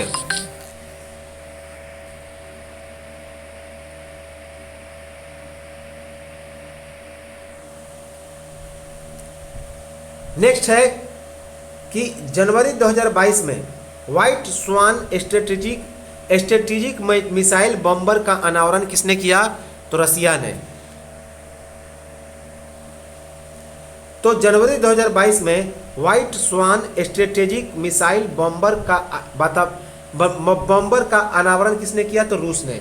कौन सा बॉम्बर है, तो व्हाइट स्वान स्ट्रेटेजिक मिसाइल बॉम्बर, इसका अनावरण रूस ने किया जनवरी 2022 में। नेक्स्ट है कि 14 जनवरी 2022 को केंद्रीय पृथ्वी विज्ञान राज्य मंत्री जितेंद्र सिंह ने 4 डॉपलर मौसम रडार राष्ट्र को समर्पित किया। तो 14 जनवरी 2022 को केंद्रीय पृथ्वी विज्ञान राज्य मंत्री जितेंद्र सिंह ने 4 डॉपलर मौसम रडार राष्ट्र को समर्पित किया। नेक्स्ट है कि world employment and social outlook trends 2022 नामक रिपोर्ट ने अंतर्राष्ट्रीय श्रम संगठन के द्वारा क्या किया गया, जारी किया गया। तो world employment and social outlook trends 2022 नामक रिपोर्ट को किसने जारी किया, अंतर्राष्ट्रीय श्रम संगठन इंटरनेशनल लेबर ऑर्गेनाइजेशन अर्थात ILO ने। नेक्स्ट है कि 21 जनवरी 2022 को पूर्वोत्तर राज्यों मणिपुर, मेघालय और त्रिपुरा का स्थापना दिवस मना। तो मणिपुर, मेघालय और त्रिपुरा ने अपना स्थापना दिवस कब मनाया, तो तीनों ने 21 जनवरी 2022 को। तो पूर्वोत्तर राज्य मणिपुर, मेघालय और त्रिपुरा तीनों ने अपना स्थापना दिवस 21 जनवरी 2022 को मनाया। नेक्स्ट है कि 28 जनवरी 2022 को पंडित जसराज कल्चरल फाउंडेशन किसके द्वारा लॉन्च किया गया, तो भारत के प्रधानमंत्री नरेंद्र मोदी के द्वारा। तो 28 जनवरी 2022 को पंडित जसराज कल्चरल फाउंडेशन नरेंद्र मोदी के द्वारा लॉन्च किया गया। नेक्स्ट है कि महिला Asia hockey cup 2022 very important है। तो महिला एशिया हॉकी कप 2022 का आयोजन हुआ। इसमें विजेता कौन रहा, तो जापान। तीसरी बार इस महिला एशिया हॉकी कप 2022 को किसने जीता, तो जापान ने। और जापान का यह तीसरा खिताब था। कौन, तीसरी बार जापान ने महिला एशिया हॉकी कप जीता। इसका आयोजन कहाँ पे किया गया था, तो ओमान में। इसका आयोजन ओमान में किया गया था। इसमें फाइनल मैच में किसके किसके बीच मैच था, तो जापान और दक्षिण कोरिया के बीच। तो इसका फाइनल मैच जापान और दक्षिण कोरिया के बीच था, जिसमें जापान ने दक्षिण कोरिया को 4-2 से पराजित किया। कितना? 4-2 से। इस तीसरे स्थान पर रहा भारत। तीसरे स्थान पर रहा भारत और भारत ने चाइना को 2-0 से पराजित करके कांस्य पदक हासिल किया। इस महिला एशिया हॉकी कप 2022 में तीसरे स्थान पर रहा भारत और भारत ने चीन को 2-0 से पराजित करके कांस्य पदक हासिल किया। कौन सा पदक? कांस्य। जबकि चौथे स्थान पर रहा चीन। चौथे स्थान पर कौन रहा? चीन। पहली महिला एशिया हॉकी कप का आयोजन कब किया गया था? 1985 में। तो पहली महिला एशिया हॉकी कप का आयोजन 1985 में किया गया था, जिसमें दक्षिण कोरिया क्या हुआ था? तो जीत गया था। इसमें दक्षिण कोरिया विजय हुआ था। इसके पहले 2017 में जो महिला एशिया हॉकी कप हुआ था उसका विजेता कौन रहा? तो भारत रहा। तो इसके पहले 2017 में महिला एशिया हॉकी कप हुआ था तो उसका विजेता रहा था भारत। नेक्स्ट है चीरू 2022। तो वेरी वेरी इंपॉर्टेंट है।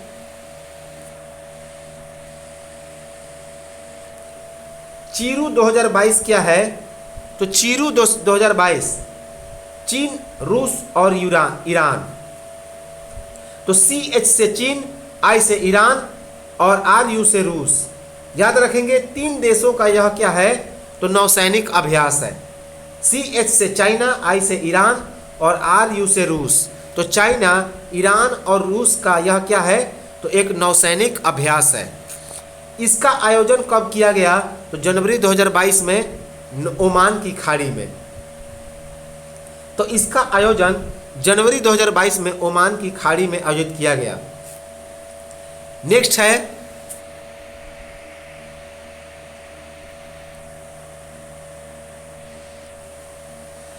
है कि जनवरी 2022 में संसद और उसके दोनों सदनों की जानकारी के लिए लोकसभा सचिवालय ने डिजिटल संसद नामक एक ऐप को लॉन्च किया। तो जनवरी 2022 में संसद और उसके दोनों सदनों की जानकारी के लिए किसने? लोकसभा सचिवालय ने एक ऐप लॉन्च किया जिसका नाम है डिजिटल संसद। क्या नाम है? डिजिटल संसद। नेक्स्ट है कि जनवरी 2022 में भारत ने इजराइल के साथ राजनीतिक संबंधों को चिन्हित करने के लिए स्मारक लोगो लॉन्च किया।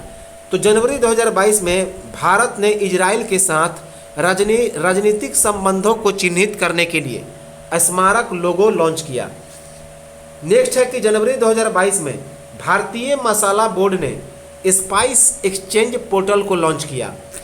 तो जनवरी 2022 में भारतीय मसाला बोर्ड ने स्पाइस एक्सचेंज पोर्टल को लॉन्च किया। कौन सा? Spice exchange portal.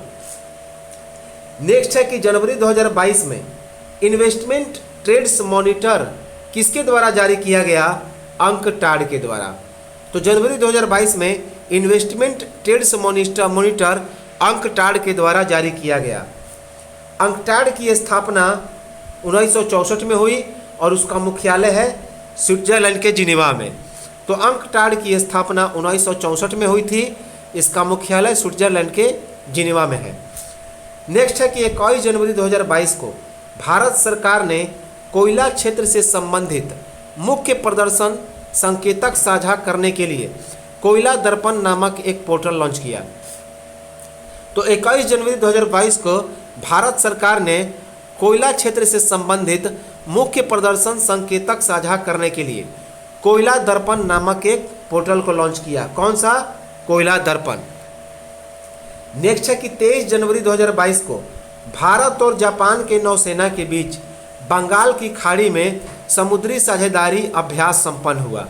तो 23 जनवरी 2022 को भारत और जापान के नौसेना के बीच बंगाल की खाड़ी में समुद्री साझेदारी अभ्यास संपन्न हुआ। नेक्स्ट है कि 20 जनवरी 2022 को आज़ादी के अमृत महोत्सव से स्वर्णिम भारत की ओर कार्यक्रम का शुभारंभ भारत के प्रधानमंत्री नरेंद्र मोदी ने किया। तो 20 जनवरी 2022 को आज़ादी के अमृत महोत्सव से स्वर्णिम भारत की ओर कार्यक्रम का शुभारंभ नरेंद्र मोदी ने किया।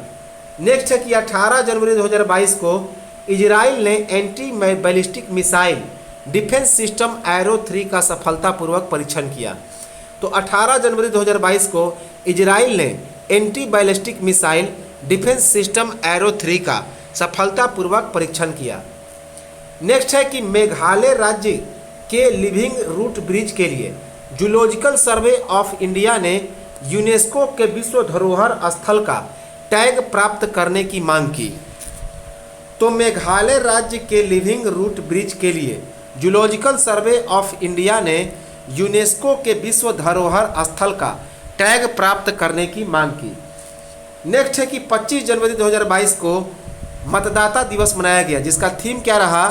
चुनावों की समावेशी, सुगम और सहभागी बनाना। तो 25 जनवरी 2022 को जो राष्ट्रीय मतदाता दिवस मनाया गया था, उसका थीम रहा चुनावों को समावेशी, सुगम और सहभागी बनाना। चुनावों को समावेशी, सुगम और सहभागी बनाना, यह 25 जनवरी 2022 को मनाया गया राष्ट्रीय मतदाता दिवस का क्या था? तो थीम था। नेक्स्ट है कि 18 से 19 जनवरी 2022 को आयोजित ब्रिक्स शेर्पाओं की वर्ष 2022 की पहली बैठक कहाँ पे संपन्न हुई? तो चीन की अध्यक्षता में संपन्न हुई। तो 18 से 19 जनवरी 2022 को आयोजित ब्रिक्स शेर्पाओं की वर्ष 2022 की बैठक चीन की अध्यक्षता में संपन्न हुआ। ब्रिक्स शेर्पाओं की वर्ष 2022 की पहली बैठक कहाँ पे संपन्न? चीन की अध्यक्षता में संपन्न हुआ। कब से कब तक हुआ? तो 18 से 19 जनवरी 2022 को। नेक्स्ट है कि जनवरी फरवरी 2022 में AFC 20वीं महिला एशिया कप टूर्नामेंट फुटबॉल प्रतियोगिता का आयोजन कहाँ पे किया गया? महाराष्ट्र में।